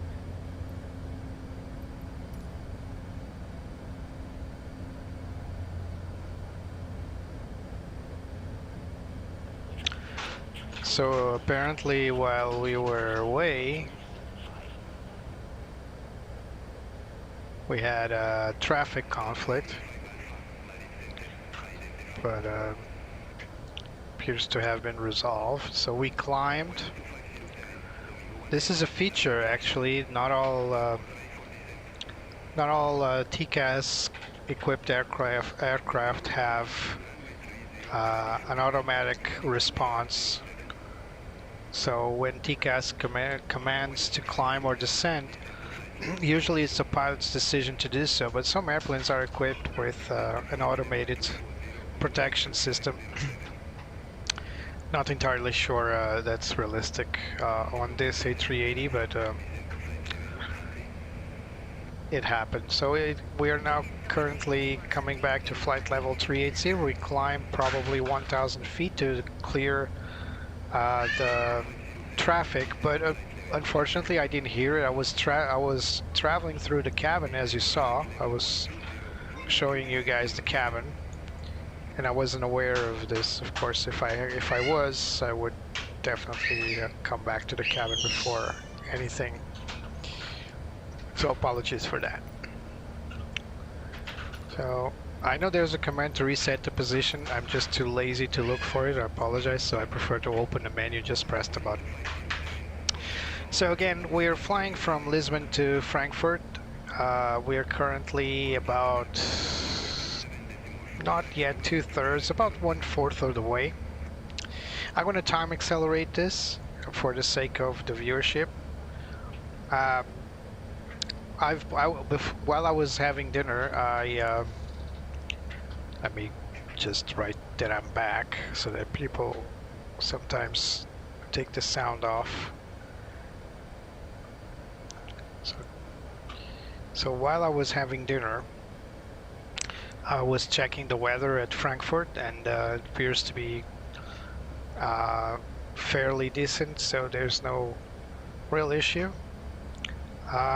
We're still gonna call in the METAR for Frankfurt, the latest METAR.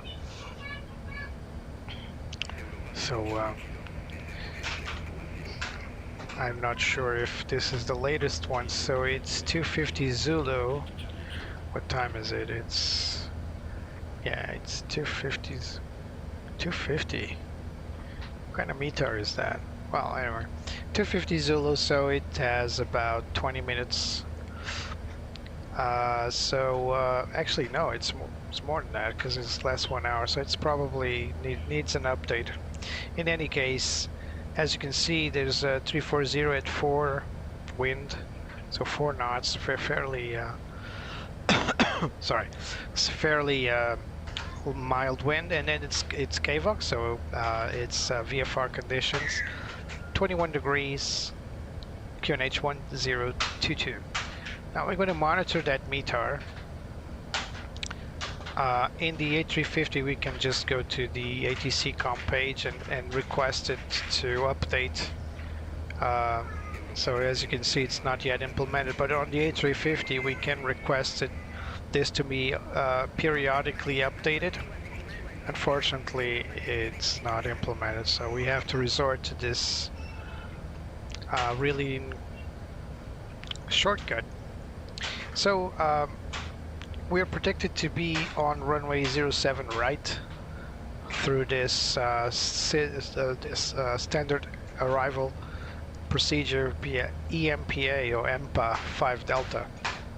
So we're going to check that in the flight plan first. So we got Frankfurt 07 right, and we got the EMPA 5 Delta selected, so it's correct. Let's go back to performance, go to further approach, and let's insert that weather data we got here. So we got QNH 1022. It's the first thing I love to do because it's how I do it in a regular A320. So temperature, it's 2-1. Actually, no, it's higher than that. Yeah, no, it's 2-1. And winds is 340 at 4. So let's insert here 340 and 4. And as for the approach plate, we're gonna go for the impact, but then we need to go for. So this will be the standard instrument arrival. Should be EMPA. What is EMPA? There it is. So you need EMPA 24. Sorry, 5 Delta. So EMPA 5C and 5D, so 5 Charlie and 5 Delta. I think it's just, the difference is just between the sides. So 5 Charlie is coming from south. Probably not. So I'm not sure which one will take. Oh, it's written right there, 5 Charlie and 5 Delta. So we go forward, go north, then turn left. So we're going to make a northbound approach, then come back in for the runway. So this is the NPAC 5 Charlie and Delta. Let's spin it. And now for the approach should be ILS to runway 07 right. So let's search for 07 right. There it is. So ILS. Let's spin this and pin this. So both standard Cat 2 and Cat 3. We're not going to go for the GLS or the RNP. Traffic. Oh, not again. It's right up. Why aren't we getting Climb. TCAS? There it is. It's going to do it on its own. Clear of conflict. It's not clear yet. Yeah, this is a problem with Beyond ATC. Well, we're going to let it do it because it's fairly neat to see an automated system. So that plane should be about 1,000 feet separated from us. Level off. Rub it off. So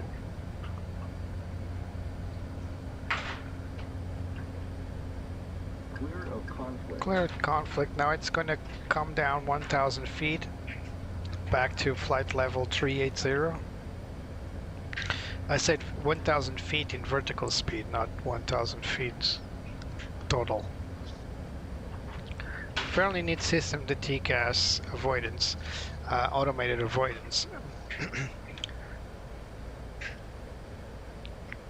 I just wish I could hear it in the cabin like before. In real life this would never happen because ATC would clear different flight altitudes for different aircraft. We could request flight level 400 and avoid all that, but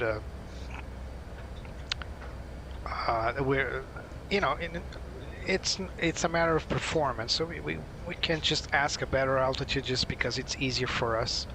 We have to account for performance, and performance is what was calculated by Simbrief.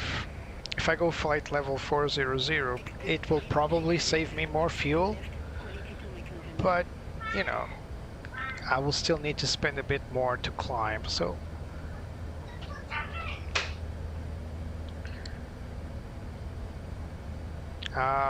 like I was saying, then we're going to make an ILS approach for, this is the initial ILS approach coming out from our approach phase, so our star.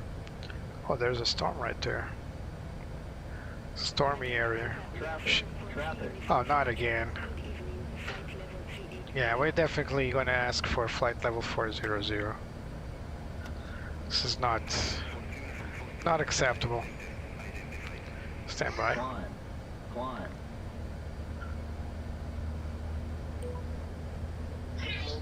X-ray super. Request altitude change. Let's ask for flight level 400 or 400.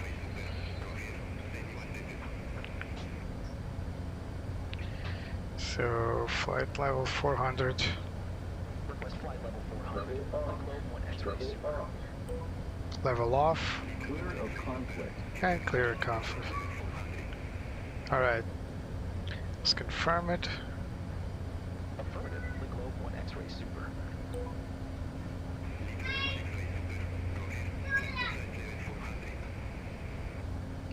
So let's go flight level 400. The Globe 1 X-ray super. And hopefully we can avoid all this strangely leveled traffic with us.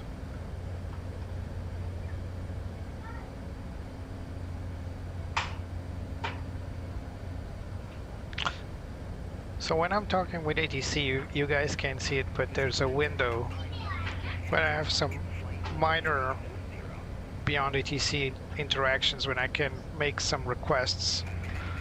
Unfortunately, it's not captured while I'm on single window, or not single window, but when I'm only capturing Microsoft Flight Simulator, so it doesn't capture any other window. but trust me, there's a side window I have here where I make my written requests for Beyond ATC. That's also where I get written commands, so that if, for example, if I'm not paying attention and I miss one command, I can easily just go to the Beyond ATC window and check the history.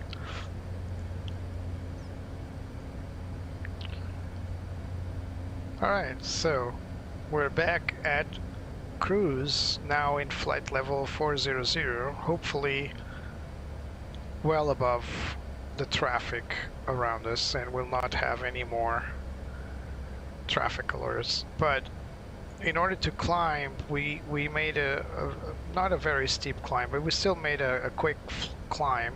In order to do so, I spent a little extra fuel. Remember, when we were planning our flight, we had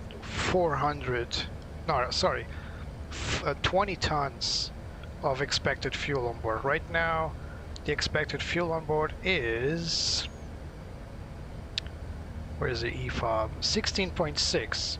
So it's still a lot. I have a lot to, new cruise altitude.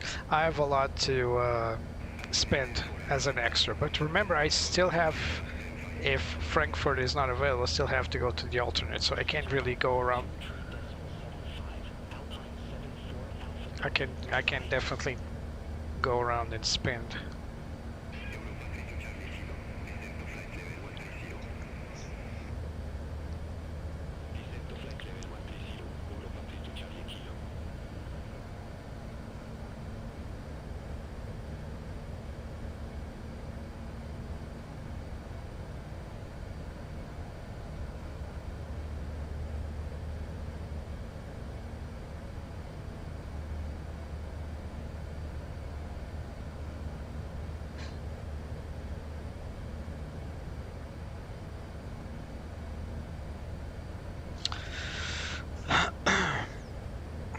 So this is the boarding part.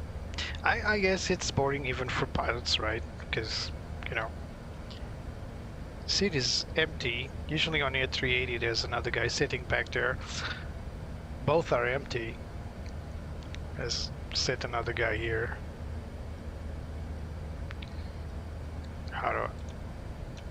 Why is it not working for some reason? Ah, there it is.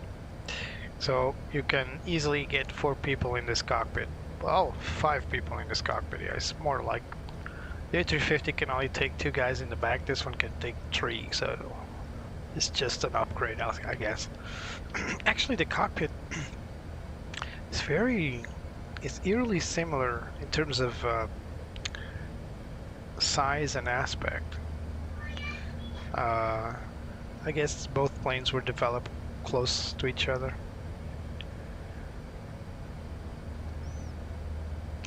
So this is the boring part, and I can only guess that for pilots it's also boring, especially in those very long transatlantic flights, continental flights. It's got to be pretty boring for them as well. I had a buddy of mine as an airplane captain, and he was studying to be a veterinarian. Actually, how do you conciliate being a pilot and being a veterinarian? I don't know, but that's what we wanted to do. So he told me that while he was in the long haul flights, he would study his anatomy and his medicine books on board, and this is where our famous table comes in handy. This huge table that the A350 actually is a little smaller, I think, but you got this table here where you can just put your huge books. But the funny part is not that. I mean, there's a lot of people that take their opportunity during those long flights to read books or something like that.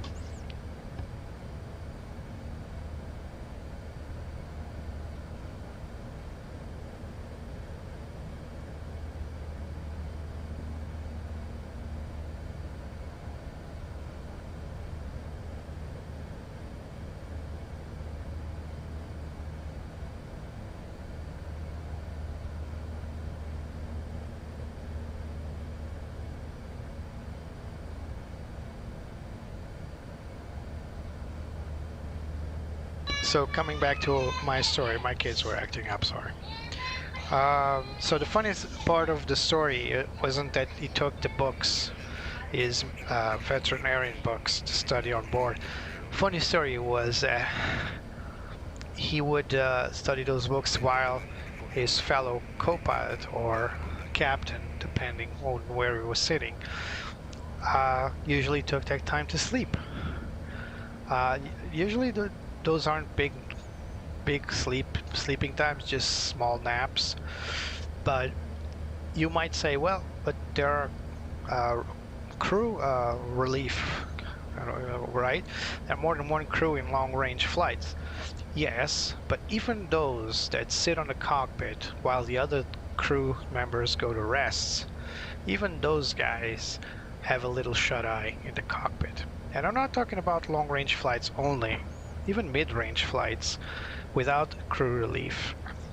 They sometimes sleep on the cockpit.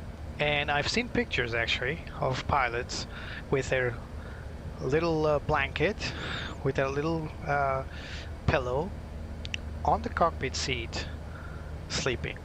Again, I'm not sure if this is illegal or frowned upon, probably, but I'm pretty sure if you're tired, there are two people on board, you can have a little shut-eye, I suppose, especially if you're tired. And it's scientifically proven that 15-minute nap can do wonders in these types of flights, especially at night. But can you imagine one guy who's reading a veterinarian book, which would definitely put me to sleep in no time, while the other guy was actually sleeping? Who's flying the plane? All right, but you know, in this day and age, these planes are all automated, and I'm pretty sure there's no issue, no problem if you're not at 100% looking at your instruments. One case in point, if you want, is what happened just earlier. TCAS system advises you, so if there's a plane up ahead that can collide with you, which is basically what TCAS is for. It's a warning against other aircraft. Then you have an oral and a visual warning. If there's an engine problem like fire or something like that, there's an oral and visual warning. Especially the Airbuses, the entire Airbus fleet. The ECAM system is very, very, very good identifying an issue, and I've seen a lot of accidents and the Mayday program and a lot of accident reports and all that, and every single time the ECAM status just pops up. You might have hundreds. I've seen cases of hundreds of ECAM status to be called, to be addressed, and it does happen. There are cascading events that will create really chaotic events on board, and ECAM status will just give you everything. If there's a deep system going off, like one of the computers shutting down, there's a lot of ECAM pop-ups that you have to address, which basically sends you to the QRH, Quick Reaction Handbook, of this aircraft. But it's a very, very good automated system, and the pilots just have to read and address. It's not exactly like a checklist. These are emergency procedures. Let's say one engine fails, you'll have an ECAM status popping, and all you need to do is read what it's telling you to do. Of course, you have to know where to do it. Let's say, for example, if you have an engine malfunction or an engine master warnings, it might tell you to shut off, depending on what system failed, but it might tell you to shut off, for example, the tanks for that engine. But you can't just go around here and shut these all off. There are procedures, there are flows, and you need to know exactly which tank to shut off. These systems are all interconnected. There are systems, for example, the green and yellow hydraulic systems. There are systems that pop in if they detect, for example, a leak, and they pop in to prevent it, the other system leaks as with the other one. So let's say there's a leakage in the green system. There are procedures to isolate the leak and make sure that not only you don't lose what is attached to the green hydraulic system, but you also don't want to lose what's on the other system, the hydraulic fluid on the other system. So there are procedures specifically to open and shut these valves to make sure that not only you isolate the leak, but you also don't leak any further, so that you can still have your flight controls available. So yeah, and ECAM status is just that smart. Well, it's not intelligent, but it's well engineered. It's one of the wonders of the Airbus. So it's not just about the little breakfast table you got here. There are a lot more stuff in the Airbus. It makes it a very, very pilot-friendly system. I used to be a great critic of the Airbus.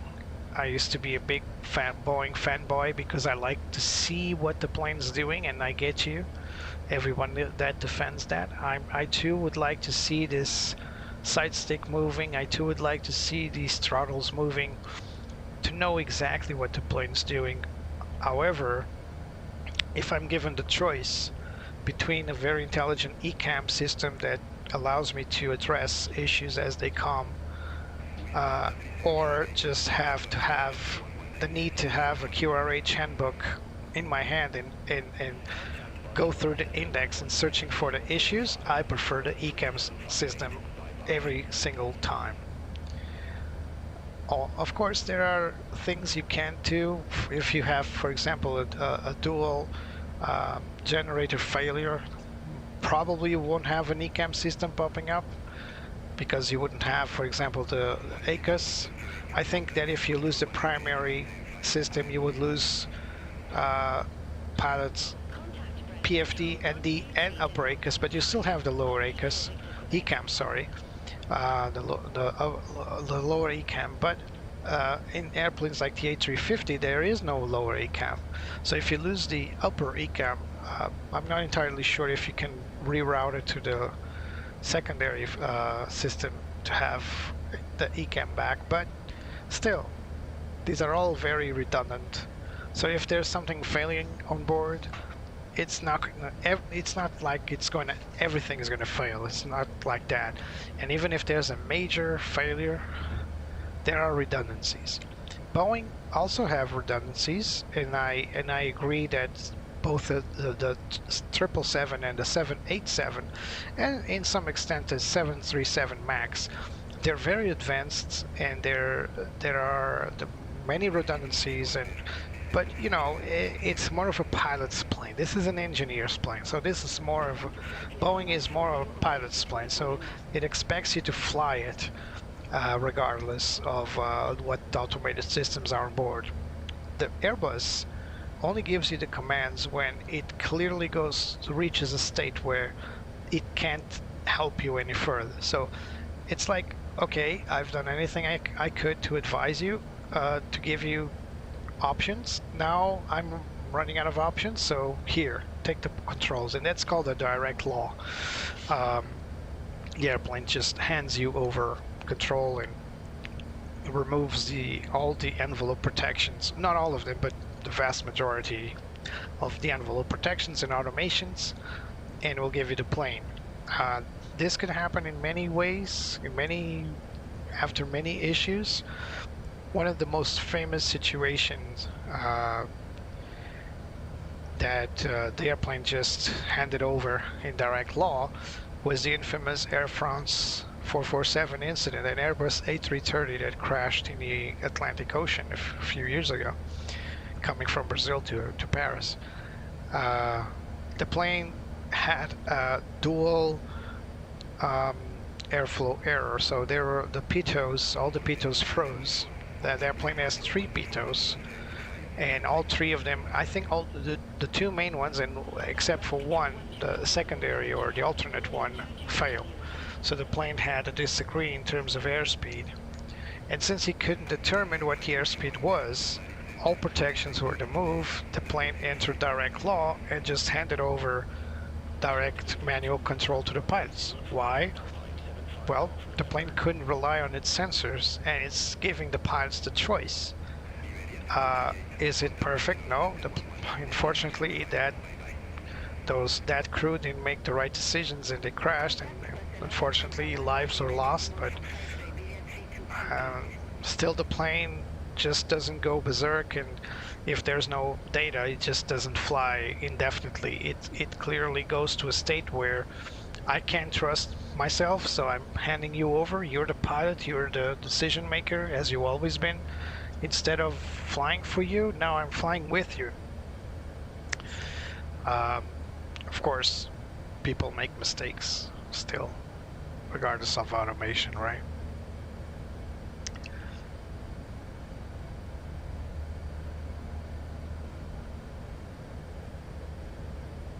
So I think I'm alone again. I'm not seeing anybody. Yeah, I don't think there's anybody watching now. But anyway, this is a flight from Lisbon to Frankfurt on board an A380 from Global Airways. There it is. For anybody picking up halfway, I'm let me show you where I'm at. I'm crossing the border between Spain and France. They're actually handing me over to Bordeaux right now. So we're about halfway now, a little less than halfway, as you can see at the top of your screen.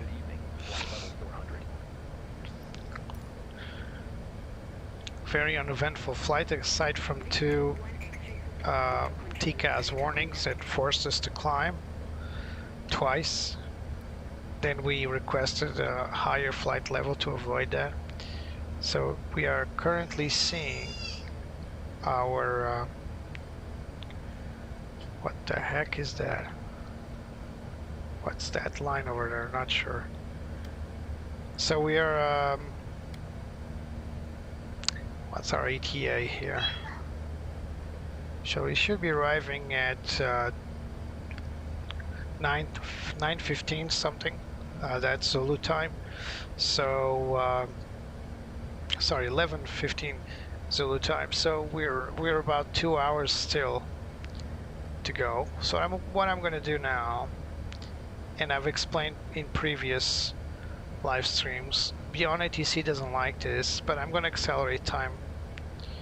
I'm not sure I can go farther. Oh, I can go 4 times. All right.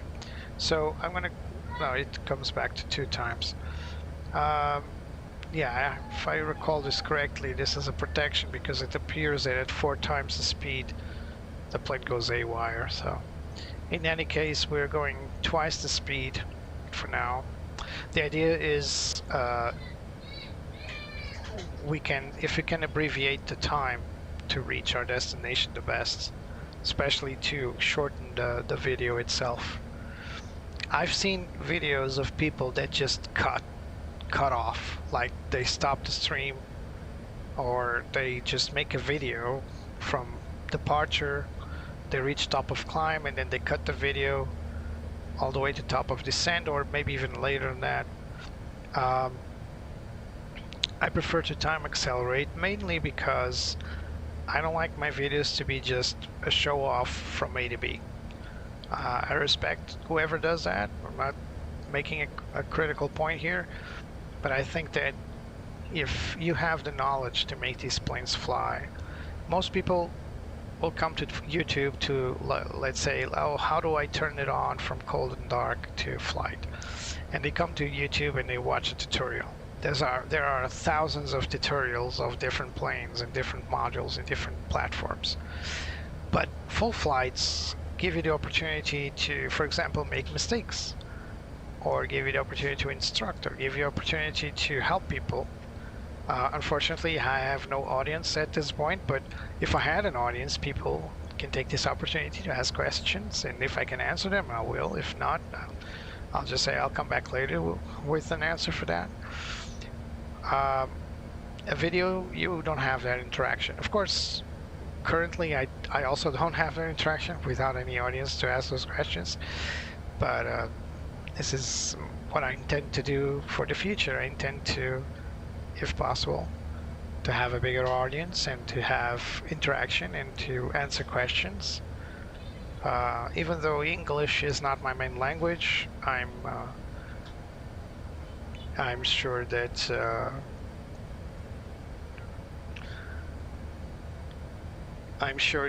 people will still look at this video afterwards and maybe make a question or two.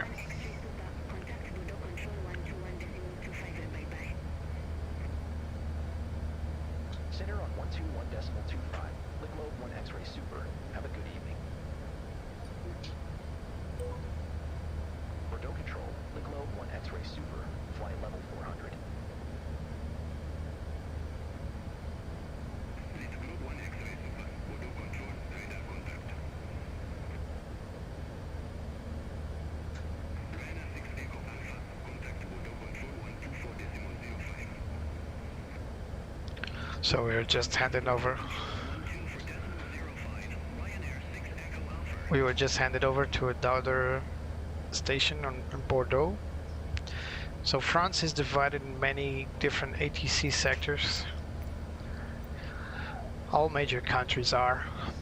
Portugal doesn't have that many, but for example, these are the boundaries of the various different sectors, the blue lines and the brown lines. The idea is that these follow a function, so they might control a specific area of like a corridor between countries. Oh, they just disappeared for some reason. Yeah, this is Flight Simulator being Flight Simulator. All right. Oh, there. Oh. There they are. So, for example, this is a corridor. This is another corridor. So these are handled by the flight controls. This is Bordeaux Airport, so it's controlled here. Bordeaux is a very busy airport, and it has 3 major airports actually, or two major airports, Brest and not Brest. What's it called? Oh, never mind. But there are 2 major airports, 2 small airfields. So air traffic control will of course be handed over from general fronts or center control to regional control, because you're flying over their airspace. This is even worse in the United States, when you have multiple sectors, sometimes in the same city. Americans, they have a very complex system, and we've recently heard that by being complex doesn't necessarily mean it's good. It's just complicated at times. And when that happens, when the systems fail, and like they failed the other day when they were out of ATC control in the Newark Center, it can cause serious problems because it's analog, it's old, apparently it malfunctions quite a bit. And when you have such a complex airspace, if one thing fails, it cascades through other failures, through other sectors. So let's say Newark control fails, airplanes will not have ATC, they can't take off, they can't land, they need to, make holding patterns, improvise, and there's one word that should never be heard in the world of aviation is improvise, but it does happen a lot.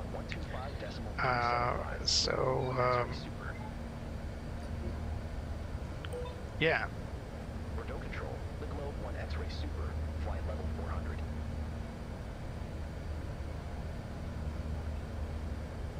Lick load 1 X-ray super. Bordeaux control identified.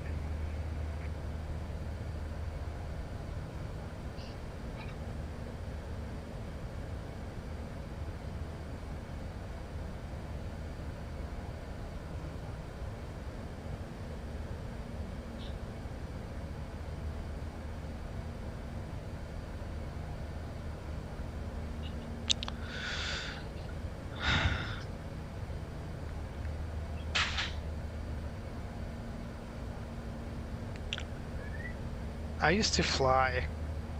Here comes a small tangent. Bear with me. I used to fly alone, you know. For a time, that felt okay because it was my hobby. Then I joined VAs. I joined about 3 or 4 VAs. I can't remember exactly what the first one was, but I was in a cargo VA for some times. Then I helped the guy found what is today Air Canada Virtual. Yeah, not really related to me at all. I'm from Portugal, and I was responsible to bring up the Air Canada Virtual airline. Then I left it because the flights were just too much time between.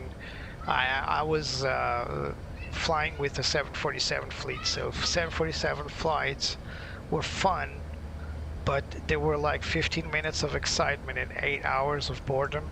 So I decided, nah. I apologized to the guy because he was pretty much alone, but he got on. I recently seen that Air Canada Virtual, he's probably not involved anymore, but Air Canada Virtual is just huge now. Anyway, I like to think that I helped him begin all that. Then I was in 2 Portuguese virtual airlines, and actually I was in the 5th, which was TNT Cargo. I was invited to help. I wasn't invited. Some guy told me, "Hey, we need pilots. Do you want to go?" Yeah, sure. Why not? I loved it. I loved flying for TNT Virtual because I get the opportunity to fly some very exotic planes like the BA-146 Cargo, which I didn't know it was so fun to fly. But anyway, after the VAs, I got bored, especially because I figured out VAs demand a lot from you, although it doesn't look like. So we're being handed over to Marseille. Marseille Control, Global 1 X-ray Super, flight level 400.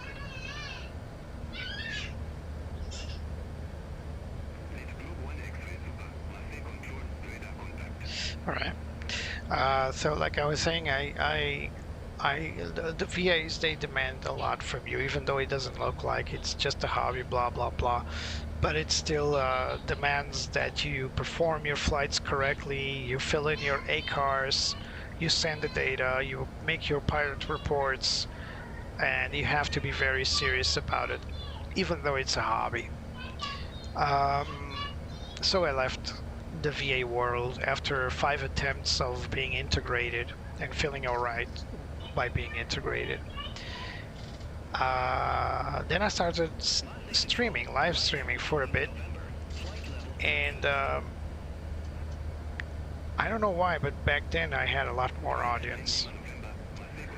I was under a different alias. The channel doesn't exist anymore, but I was live streaming it on Twitch, and I had about, I don't know, 50 guys at some point. Most of the times it was just 6, 7, 8, 10 guys, but overall during the duration of the flight I would get about 50 people watching. So coming here to YouTube and having 0 people watching makes me think 2 things. One, the first thing is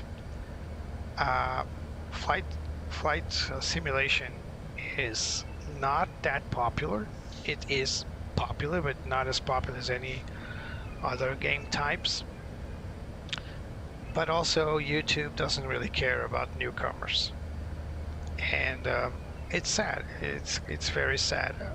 Since no one's watching, I'm not afraid to say this because no one will watch anyway, so everybody will skip to the end to watch the landing. But if there's anyone out there listening for some reason, yeah, just support the new guys. We need audiences more than the guys that already have thousands or millions, you know. And this is a niche thing. It's not that popular. I get you, but I've tried so hard to publicize my channel around. I just gave up because no matter how many people come here, if they watch one stream, YouTube had the obligation to show them more, and for some reason it doesn't. And it's hard to grow like that. So when YouTube asks, "Oh, you need 500 people to start having engagements, 500 subscribers," how the heck do I reach that if YouTube doesn't allow me to put my head above water? You know, I'm sunk around hundreds, if not thousands, of channels of the same type, and I'm not saying it's just me. It's clearly not just me. A lot more people are in the same situation. So yeah, I wished YouTube could think a bit more about their wonderful algorithm, how to publicize stuff, how to suggest stuff to other people, because currently it's not working for the small guy like me. How do you put your head above water like that? You need to spend money, probably publicizing on different platforms, different channels, right? Well, I can't afford it. I'm not saying that I wanted to earn money with YouTube, but why not? Why? It's one guy that told me, and it's absolutely true, if you're good at something, don't do it for free.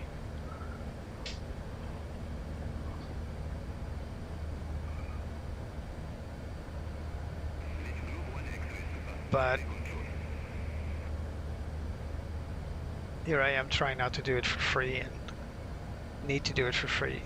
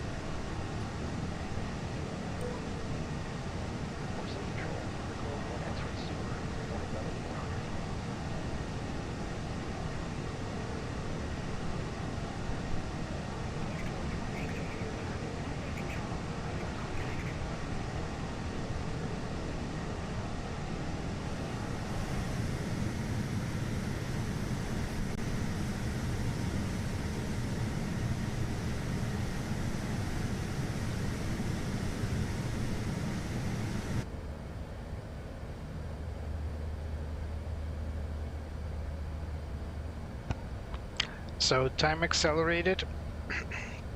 We're still on track to arrive at 9:15 or something, but of course we will not 11:15, but of course we're accelerating time, so it's about 1 hour simulator time, but it will be something like 30 minutes from now in real time. I can't accelerate further than 2. System won't allow it. If I press this little arrow here, like I am doing now, sometimes it goes to 4, as you can see, but it will return back to 2, because the way I've read it, the developers can't guarantee the airplane will be stabilized. It will become nutty after some time. So we're gonna bring up the chart for MPAX 5 Delta. So previously, let me close this one. I was struggling to explain to you guys which one was which, because this chart gives you two different approaches. We got 5 Charlie and 5 Delta. So, and what are the differences between these two? Well, at first, when you look at this chart in full, you will notice that there's a single line coming from the south, and then there's this waypoint here where it's crossroads, make it like a crossroad. You either go left or you continue forth. And the way to you to know which one is which is by reading the first line, or the second in this case, after the intersection point where the divide. In this case, it's Pisa. So the way to see which one is which is by reading on the side. This one is 5 Delta, this is 5 Charlie. So our approach will bring us forward, course 350 to north, turn left twice between these two intersections, then come all the way down here to DF 444, and then we will be cleared, I hope, before that, to make our approach to runway 07 right. Now, after this, so we'll be cleared for DF Delta Fox 454. After that, we need to go to our approach plate for ILS to runway 07 right, and this is what we'll see. So we're coming out of that. It looks complicated, but it's not. So DF 444 will bring us somewhere behind this. So after that steer point on the way back, we need to continue on for DF 654 and carry on until we intercept the ILS. Intercepting the ILS, we need to go and read our chart, considering our clearances and our speeds and etc. So our decision height is 200 feet radio altimeter, or 527 feet, meaning sea level. And this is something that we need to insert in our performance page, by the way, so let's do that. Let's just add performance, approach. So we got barrel radio. We can either choose 527 degrees, meaning sea level, feet, 527 feet, meaning sea level, or 200 feet radio altimeter. So we'll stick to 200 feet. Right. So we're going to make a full flap landing, because I don't know the airport. I'm not going to start messing with performance on the approach. So the approach will give us pretty much all the necessary info, including the DME. We got some restrictions here, as you can see. Let's go back to dark. We got some restriction, 4,000 feet. These are the constraints, so that we can't go below 4,000 feet. And then when we intercept, the first steer point before the glide slope, or the localizer interception, is DF 670. And at DF 660, which is this one right here, that's when we start our descent for the glide slope.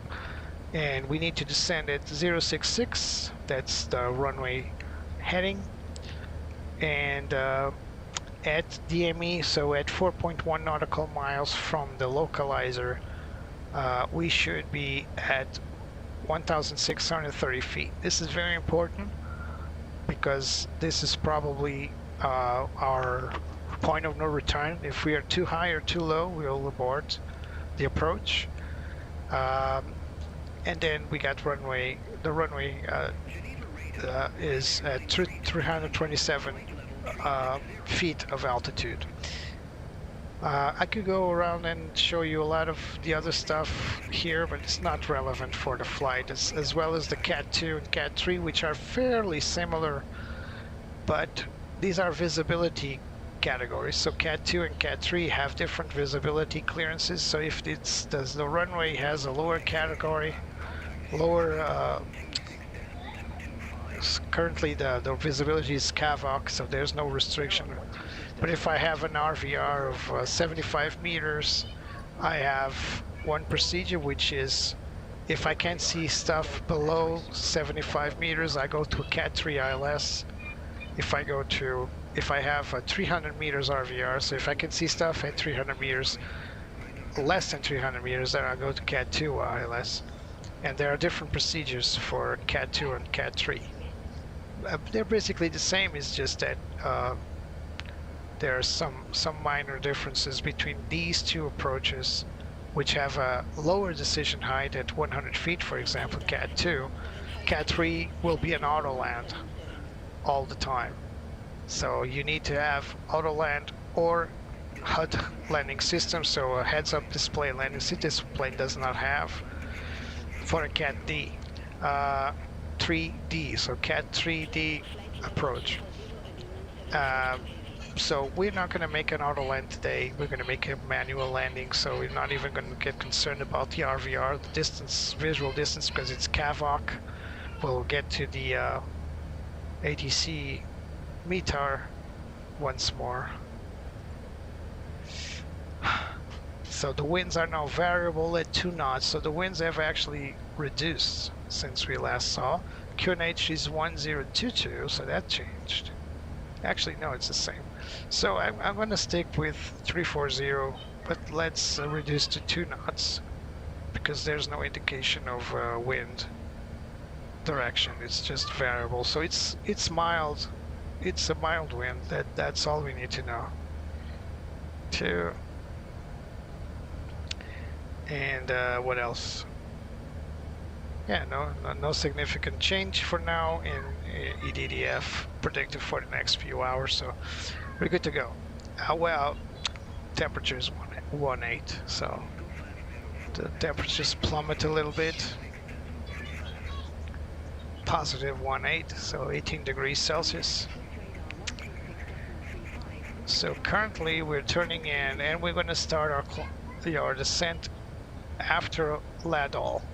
So we're going to continue on twice the speed at about probably 40 nautical miles or something, and then when that happens, we'll go back to normal time and start our descent procedures.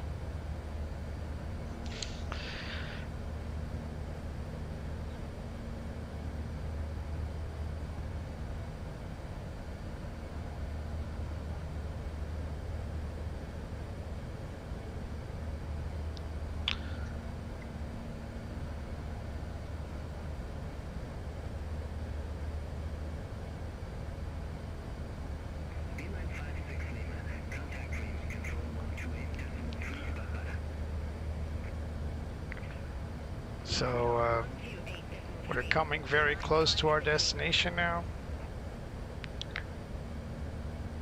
Let's call our boys and girls back to their seats. We're still a long way from starting our descent, but we want to prep everything so that we don't get any surprises.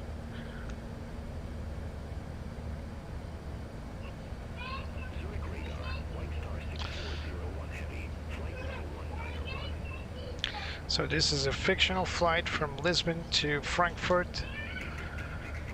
It's the first time I'm flying to Frankfurt in a long time, so I'm going to trust my instruments and my charts because I don't really remember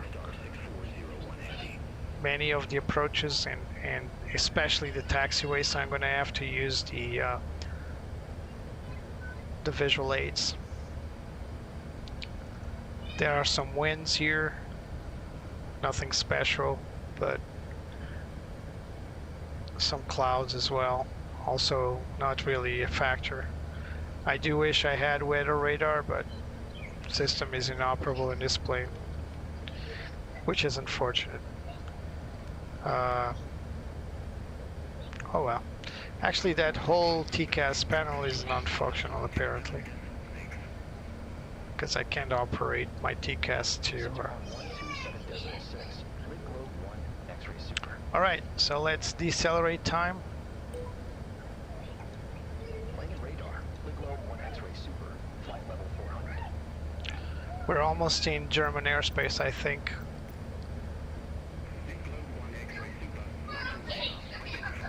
Actually, we're already in...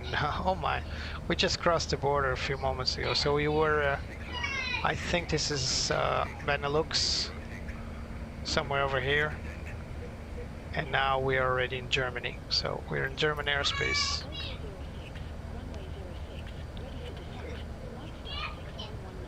So we're in Langen radar. So let's hopefully get our descent clearance as well as confirmation of our approach, which I hope it's still 07 right. We'll see. We'll just wait for the guy to tell us which one is which.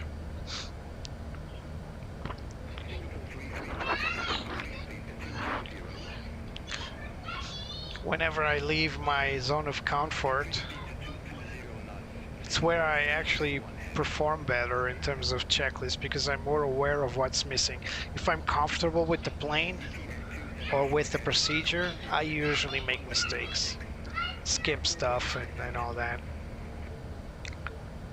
Alright, still not getting the descent clearance. Let's wait a little longer. Usually less than 10 nautical miles from the next waypoint ideally. But if not, we'll again improvise that word that we're not supposed to say in the world of aviation.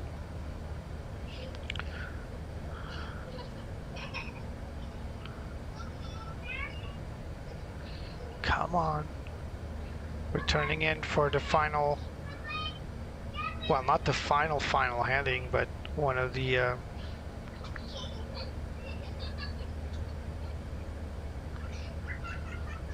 final headings of turn. I'm still not getting a descent clearance. I'll just call it in. Contact Brussels Control 125.0, Black Sea 9397. Langen radar, lit globe 1X super, request descent. I'm requesting, not requesting, is ready for descent, whatever.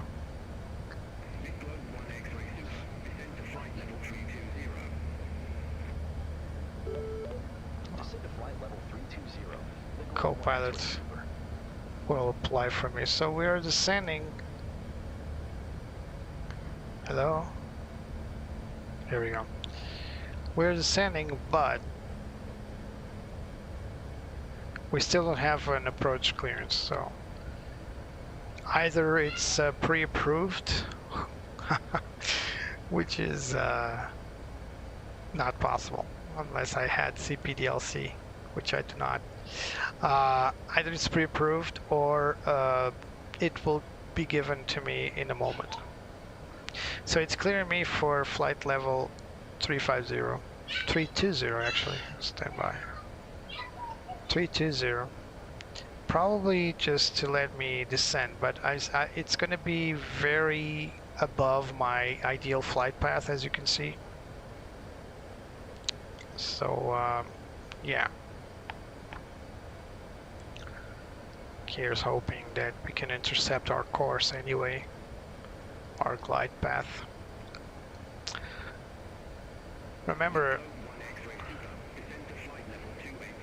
flight level 280.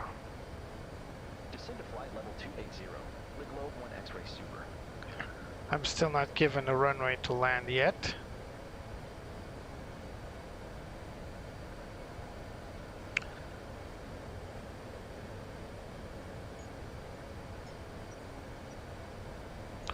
Other planes around me, they were given different clearances, but I'm not sure if it's for Frankfurt. I don't think so.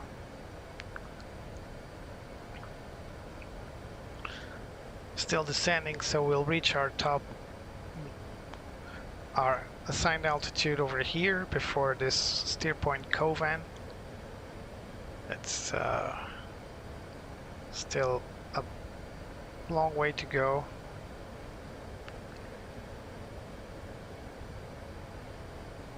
And I think I have a discontinuity here.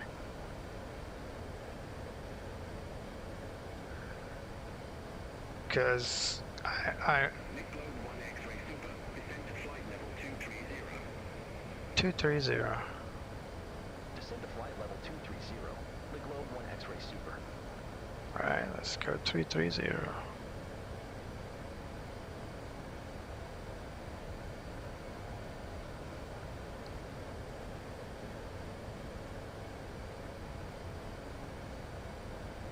Check speed mode. Yeah, we could have gone with track mode, but let's carry on like that.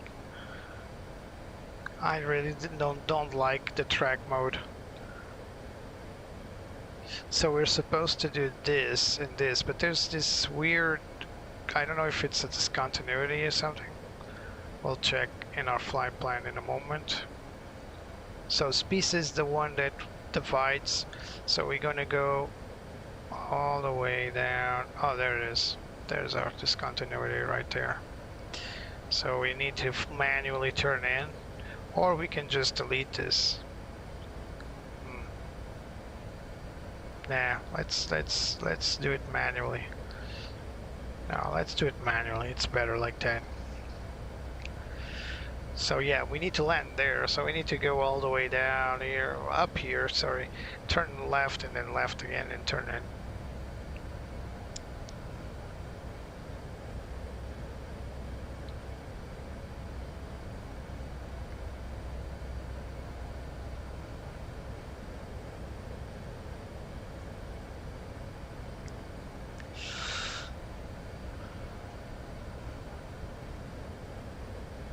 So we are supposed to make this approach via DF654, which is that steer point, if you remember. Descend to flight level 210. The Globe 1 X-ray Super. Right there. It's before the, after 210, sorry. 210, let's go, 210.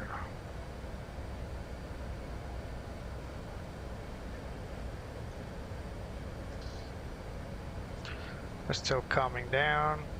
Let's reduce our range. There's actually a restriction there. That's why it's telling me between flight level 240 and flight level 210. So we need to follow this corridor, this altitude corridor. The next one will tell me to descend to flight level 160. If there are other planes in the same path, each will be given flight level 180, 170, 160, for example. So this is below 180, above 160. We're clear for 160. Descend to flight level 160. The Globe 1 X-ray Super. Of course, we need to understand that these planes, they can't descend like rockets. So it will take time to reach flight level 160. So we need time between the instruction and the accomplishment. And as you can see, this plane will reach that altitude after Xinla.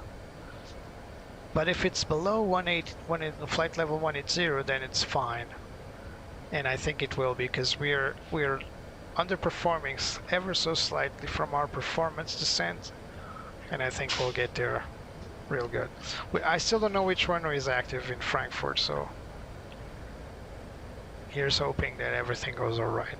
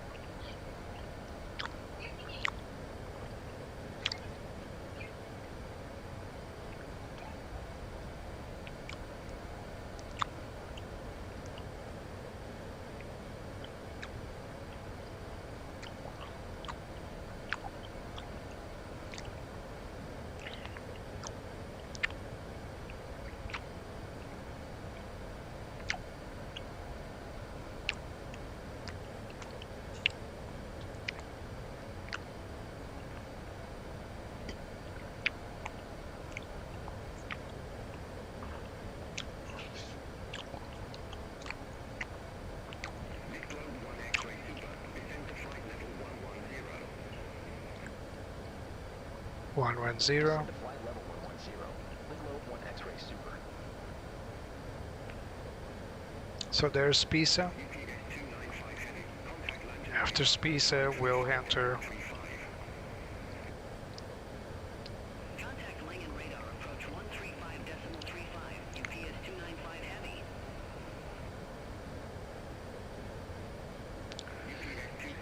after Pisa.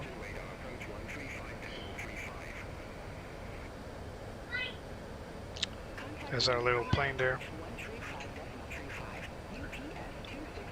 So after Pisa, there it is. We'll continue north, 350, and then make this very long descent for the runway threshold. Not the threshold, but the localizer.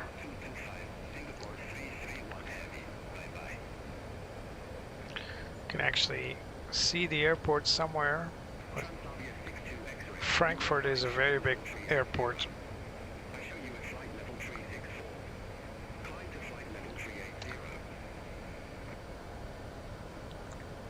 Should be somewhere over there, about 10 o'clock or something.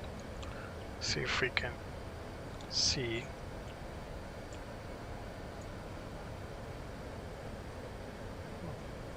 Probably too far, but this simulator is known to sometimes not draw airports in the distance, so it could be the case. Not draw them correctly, I mean.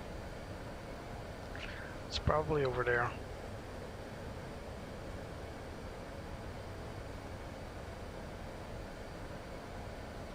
Somewhere over there. Airports are the brightest stuff in any ground scenery at night, but for flight simulator you have to account for performance over distance. 100.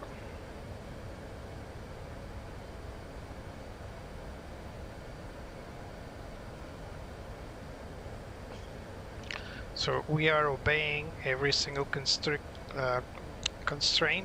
Now we're going to remain at flight level 100 all the way down here for the next constraint, which will be flight 4,000 feet.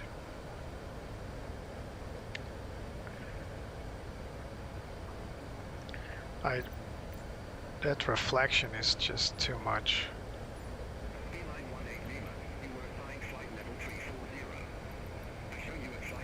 Yeah, they're much better.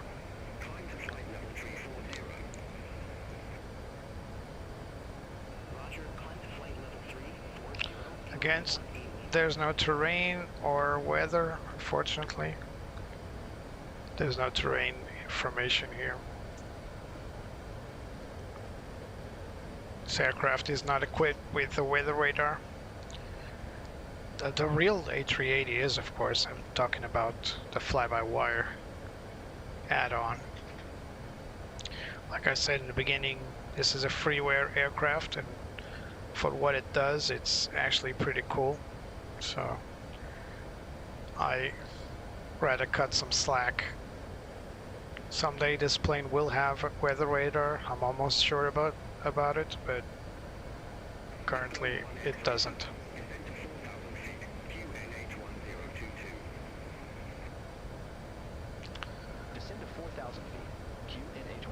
So it's clearing us for 4,000 feet, which I suppose it can. I thought we would remain at 1,000 feet, but we'll continue descent and actually pass north of the airfield and turn left for a very long approach. Let's accelerate time slightly, not too much.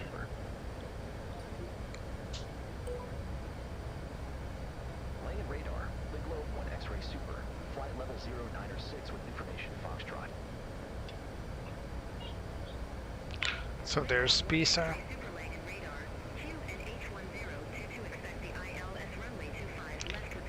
go all the way. Zoom in a little bit. So we're going through here, then here. Oh, crap. It's giving me a different runway. Stand by. Crap, I need to do this fast. So it's runway 25 left. Oh my, what did it say? With the DF66 transition. 25 left via DF66 transition. And I guess we just do this. Yeah, let's, yeah. It's a completely different approach. This is what you get from having variable winds. So I don't even have, let's proceed direct to the other approach then. So let's go for the approaches and let's go runway 25 left, ILS. So we need to reach to DF266, so let's bring it to us. Let's turn right.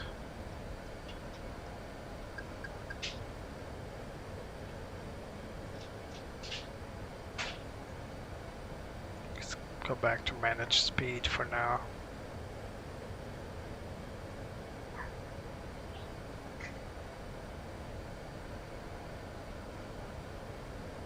So the plane just accelerated like crazy, so let's bring out the landing lights.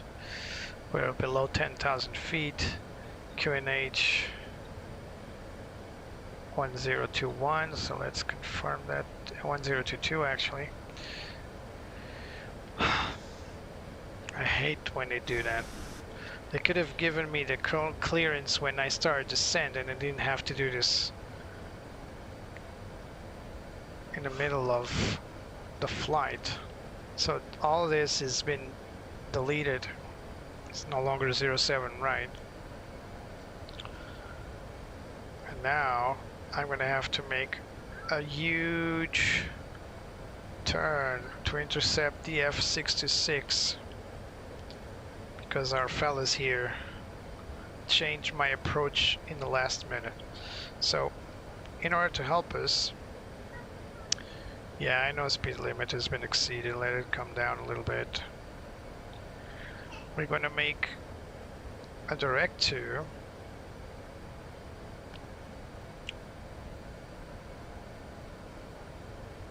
DF66. 2500.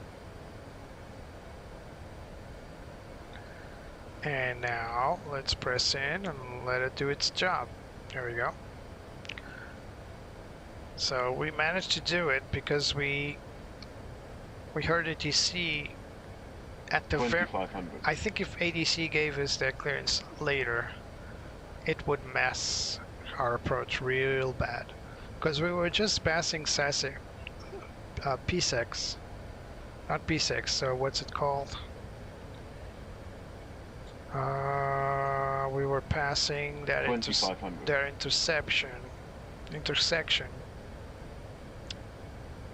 Well, we were passing that intersection, and if we had been given clearance before that, we could have planned everything to go past that intersection and then turn left to intercept this.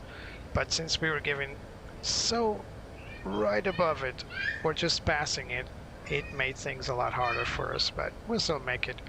So let's turn on landing system. We're having a 2500 warning because of RWR passing over terrain, and it's just detecting that it's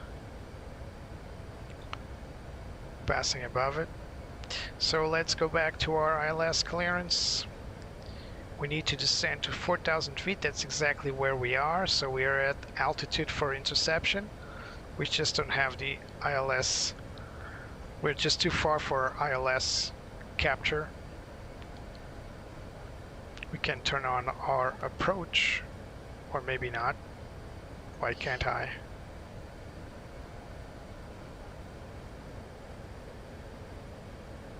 It's probably too far. Oh, look at the moon. Pretty neat. It's pretty cool, actually. It's a crescent moon. Crescent moon, if I ever seen one.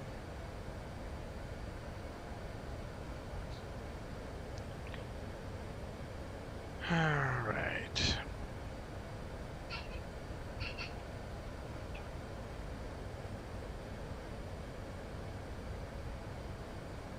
Hey, Marcia. Sorry, I didn't see you there. Ah, it's alright. It's a long flight anyway. I had to time accelerate it a little bit. Yeah, it's beautiful, isn't it? It's orange.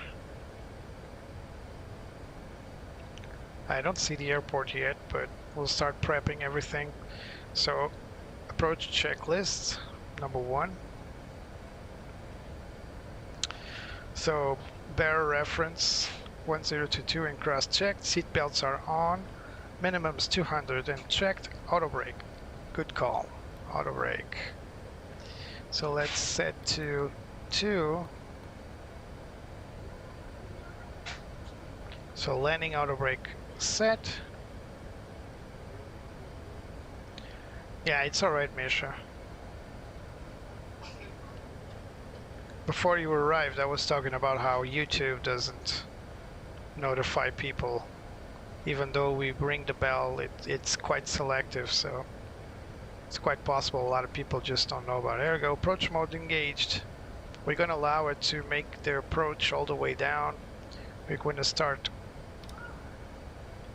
making our performance or our VAP, our approach speed is 138 knots. It's good to know. So 138 knots. Let's turn on track IR to aid us on the landing. Here we go.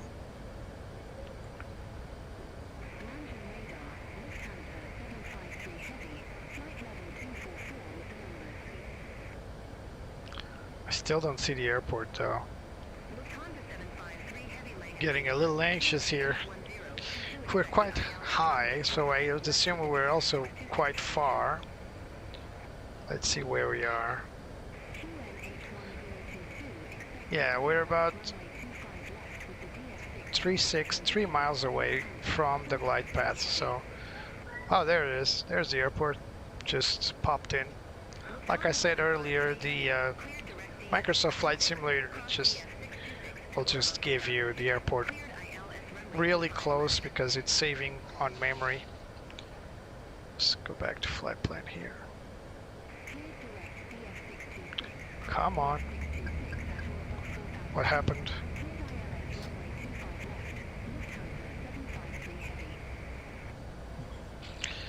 Yeah, I pressed the engine number 4 by accident.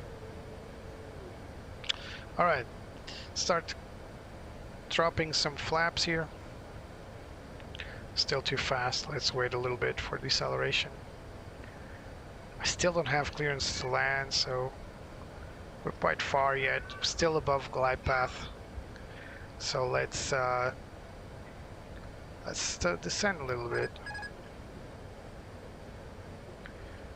So stick it by hand.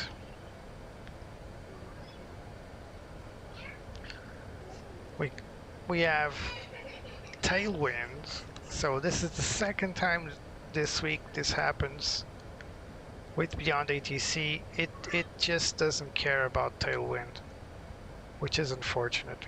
It just decides to do whatever it decides to do. Right, speed checks, flaps 1. Right on the fringe of overspeeding, but we're good. Come on, give us clearance to land. Land in the... Come on. Late Globe 1X Super is established. ILS runway 27 left. Let's see if it gives us the clearance at least.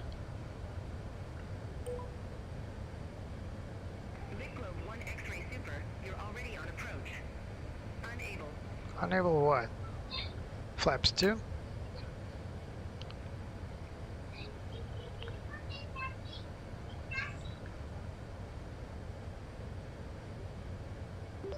Lit Globe 1X super established. Let's see if now it accepts. One X-ray super, affirmative. Now it accepts. Lit Globe 1 X-ray super, contact Frankfurt Tower 119.905. Copilot answered that. Tower 119.905. Lit Globe 1 X-ray super. Oh. Have a good evening. Yep, there was some tailwind here. 11 knots, that's 10 knots. It's right on the fringe of acceptance. Speed check flaps 3. 2500. Frankfurt Tower, wind variable, runway 25 left clear to land. Clear to land. Runway 25 left clear to land. Lit Globe 1 X-ray super. Gear down.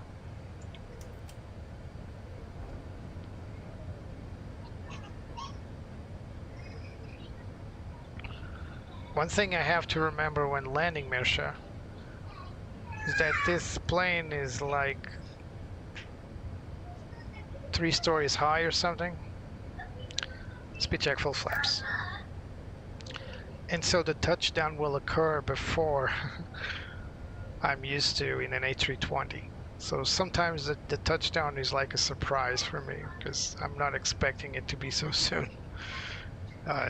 Hopefully it'll go all right today. So the crosswind is pushing me to the left, and it's a very nasty tail crosswind. I really hope they give me runway 08 right, like fragged, like briefed.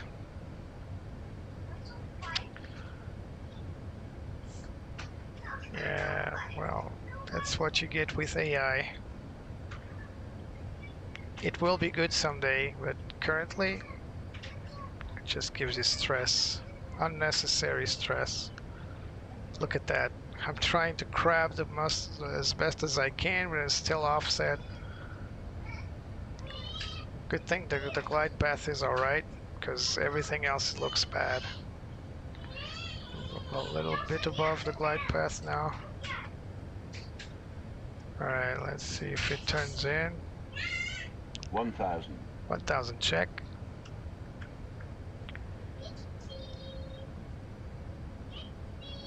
Still going sideways. I mean, I'm crabbing like crazy, trying to get back to the localizer, but I have to undo the crab when I land. Come on. Come on. This airport is a little bit frame heavy. Ah, look at that. What the heck? 42 knots? Crosswind? Where did that come from? Look at that.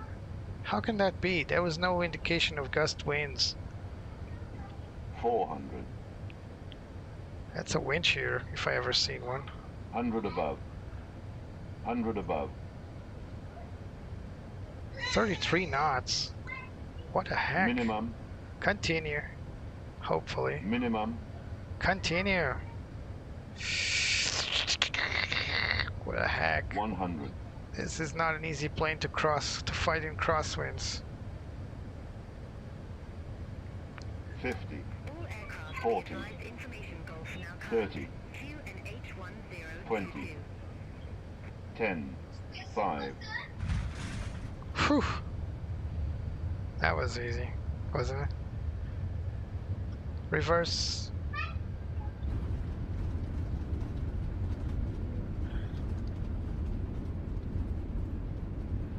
That was a very crosswind landing.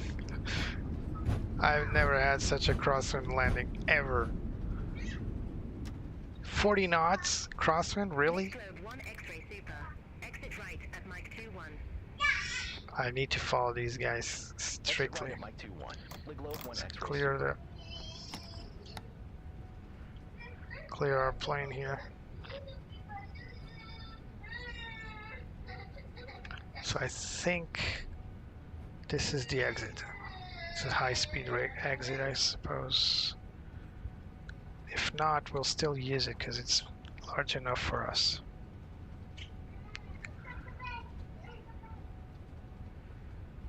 She told us to turn right, so that's what I'm gonna do. Alright.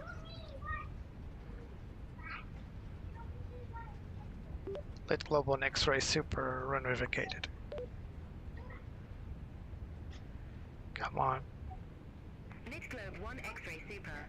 Contact ground 121.955. Whew, let's hold here because I'm still shaking from that landing.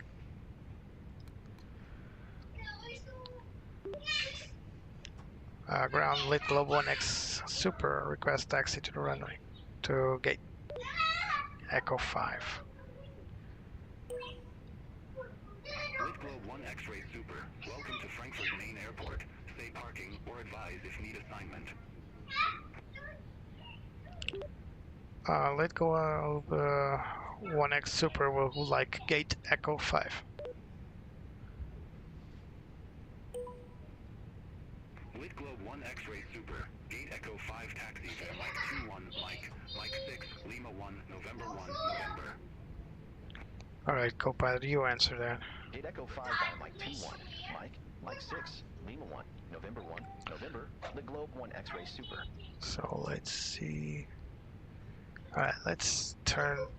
We need to turn right here. Alright, let's do it. I know where to go. Follow me, I know the way. So we'll turn right here. Then straight down the line.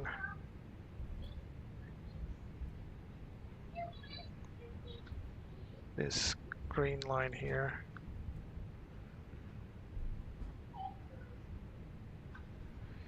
So the thing about Frankfurt Airport, Misha, it's freaking huge. The biggest airport, well, I'm not sure if it's the biggest airport I've ever been, but the longest taxi time I ever had was at Amsterdam Schiphol. Took me 40 minutes to leave the gate, to the taxiway, to the runway, and we had to wait because we were like number 5. There was some stupid delay leaving the parking area, so 45 minutes between gate and runway. It's a huge, I mean, it was abnormal, it wasn't supposed to be that long, but it still happened. But Frankfurt is also very big, and I didn't like it because I was going to fly to Berlin, but I missed. Well, I didn't miss the flight. I missed the booking, and I had to pick another flight and then take the train to Berlin. So I picked Frankfurt. I mean, look at these taxiways. Have you seen that? Look at the mess. So Frankfurt is very messy and it's huge. Look at that. All these little letters are taxiways. It's crazy.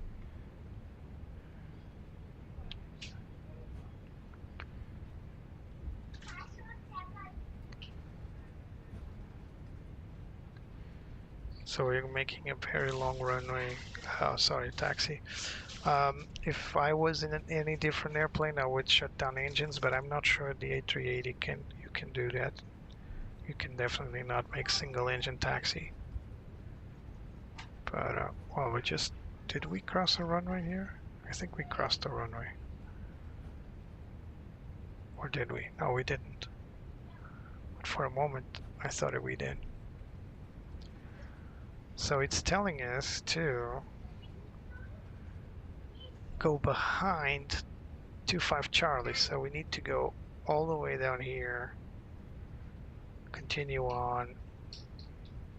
So there'll be a next intersection, 2 intersections, so the 3rd intersection to the left, that'll bring us behind. Istanbul, no, can't say I did. I actually want. Oh, we're going too fast. I actually wanted one day to fly to Turkey. Sounds like fun. Some beautiful beaches and some incredible landmarks. But I didn't have the chance.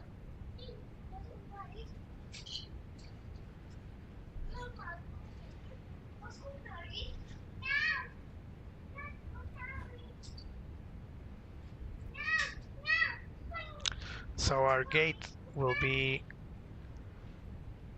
Echo 5, which will be a remote one, but let's call GSX and tell it, otherwise it might be too late for us. So gate Echo, no, actually, just come back.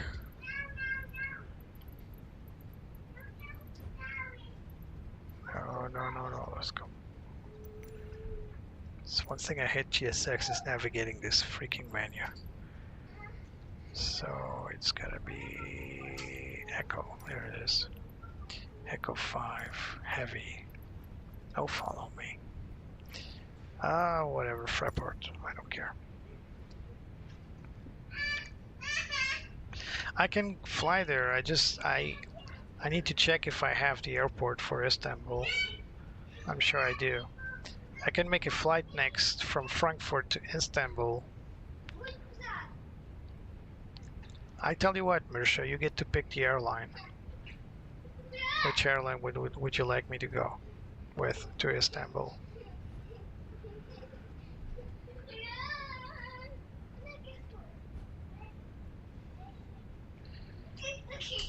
Top 3 with departures? You mean in traffic flow? So we're going to make a turn here. In terms of departures? Alright, Turkish, alright. I need to download the Turkish livery for the A321. I'll do an A321 next, because I miss flying that plane. The 50 and the 80 is okay, but there's nothing like the A321 Neo to fly with. Just love that plane. Alright, let's turn in. Come on. Doesn't like turns, this plane. Too big.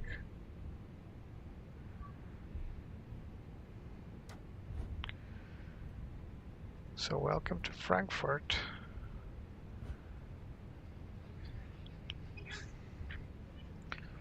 And we'll make a slight, so we'll follow this green line here and then all the way down, and then our gate is over there.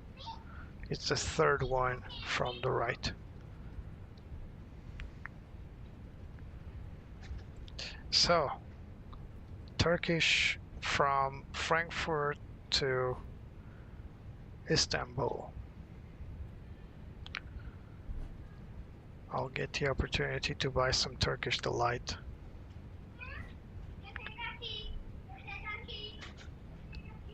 And that, what's it called?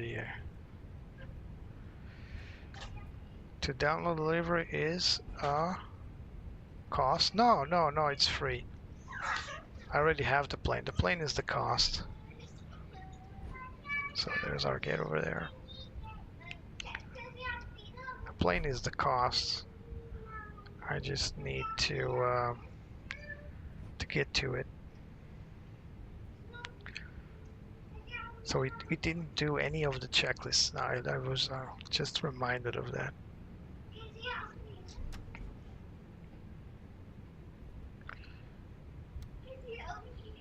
So this is our gate here. So we'll try our best to maneuver correctly to the gate, because I sometimes lack the skill to do it properly. But we'll try our best. So where is it? It's right after these cargo boxes, I suppose? Or no? Where's the gate? Where are our little guys? Is this Echo 5A? Oh, I think we passed. Oh yeah, we passed. It's right here. All right, let's.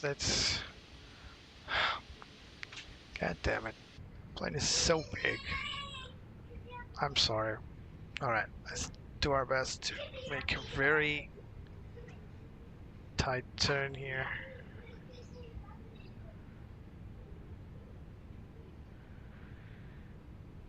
Yeah, if you want to start, I can give you some tips, Mirsha. I mean, it's an investment like anything else, any hobby. If you would like, you can just start with the basic airplanes that Microsoft Flight Simulator already has. It has a very nice 737 MAX and an A320neo. They're not the best in terms of depth, but for most beginners, it's all right. So let's try not to hit anything. Slow down.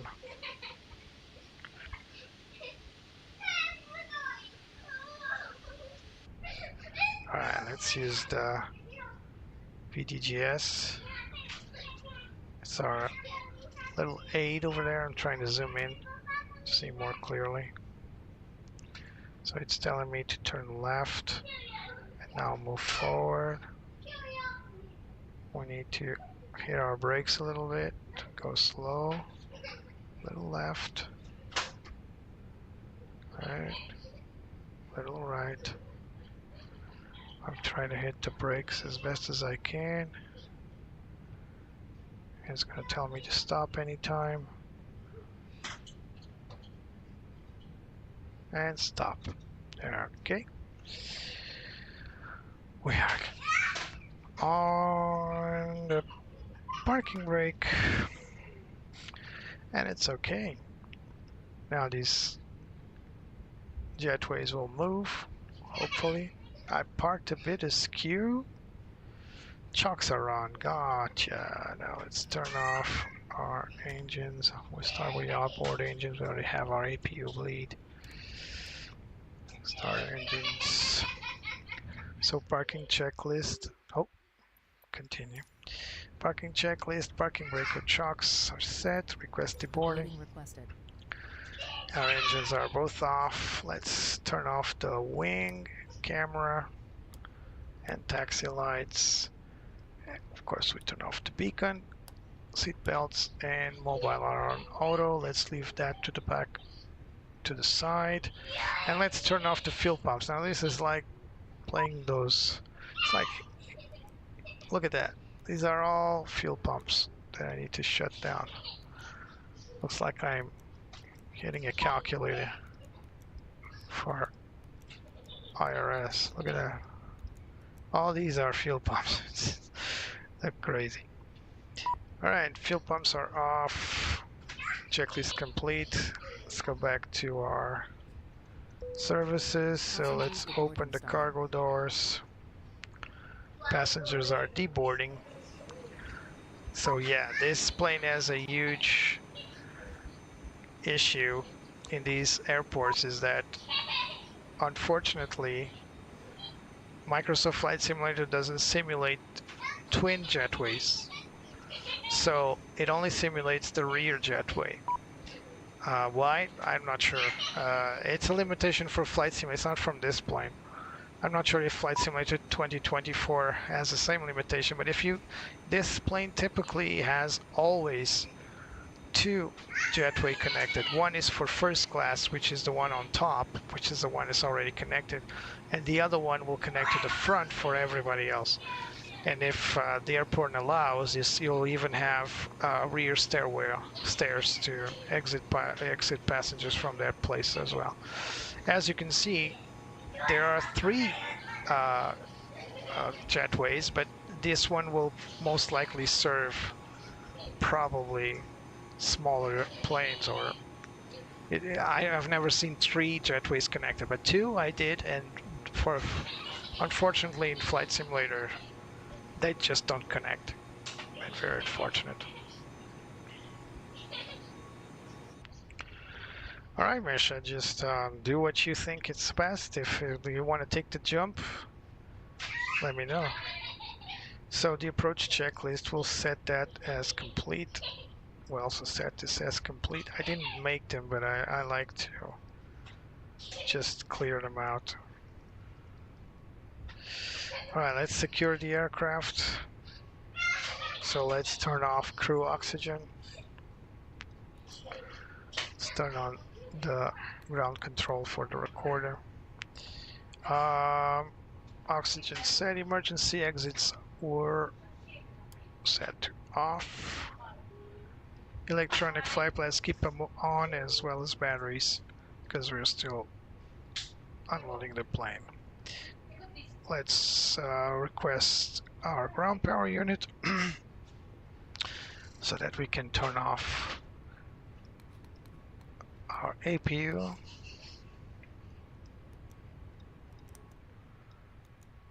Alright, now let's turn off the nav lights, logo lights to auto, strobe to auto is fine. These seatbelt signs should be off. Yeah, so welcome to Frankfurt. Some people walking around. Really cool airport from Aerosoft. So yeah. So by request of Mirsha, the next flight will be from Frankfurt to Istanbul. I need to find the airport. I think I have it. If not, I'll buy it or something. The airport, if there is a decent Istanbul out there. If not, I just use the default. But I'll fly the A321 from Turkish Airlines out of Frankfurt to Istanbul. And I hope one day Misha will be my co-pilot here. So thank you for watching.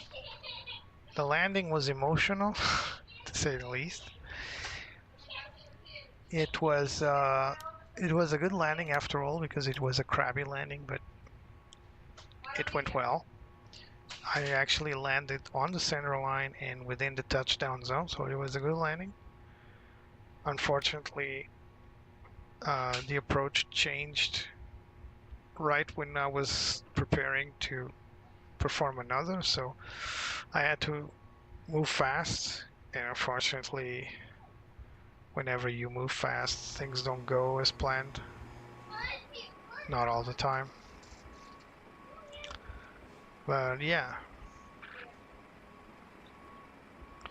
it's always cool to see these operations from the cargo loaders. This is the fly-by-wire Airbus A380. It's still ongoing as a project. There's still a lot to do, but it's a decent plane to fly. Very complete for something that is free. This plane is absolutely 100% free. It is built, developed, designed by a very dedicated volunteer team, so kudos for the fly-by-wire team. Plane is very enjoyable. Yeah. Thank you for coming, thank you for watching. We'll see you next time. Don't forget to press like, subscribe, ring the bell icon to be notified of the next live. You know the drill. Signing off.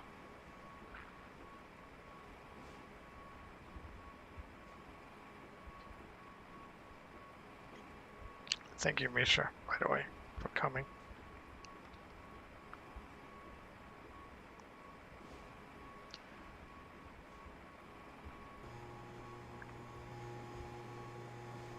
See you.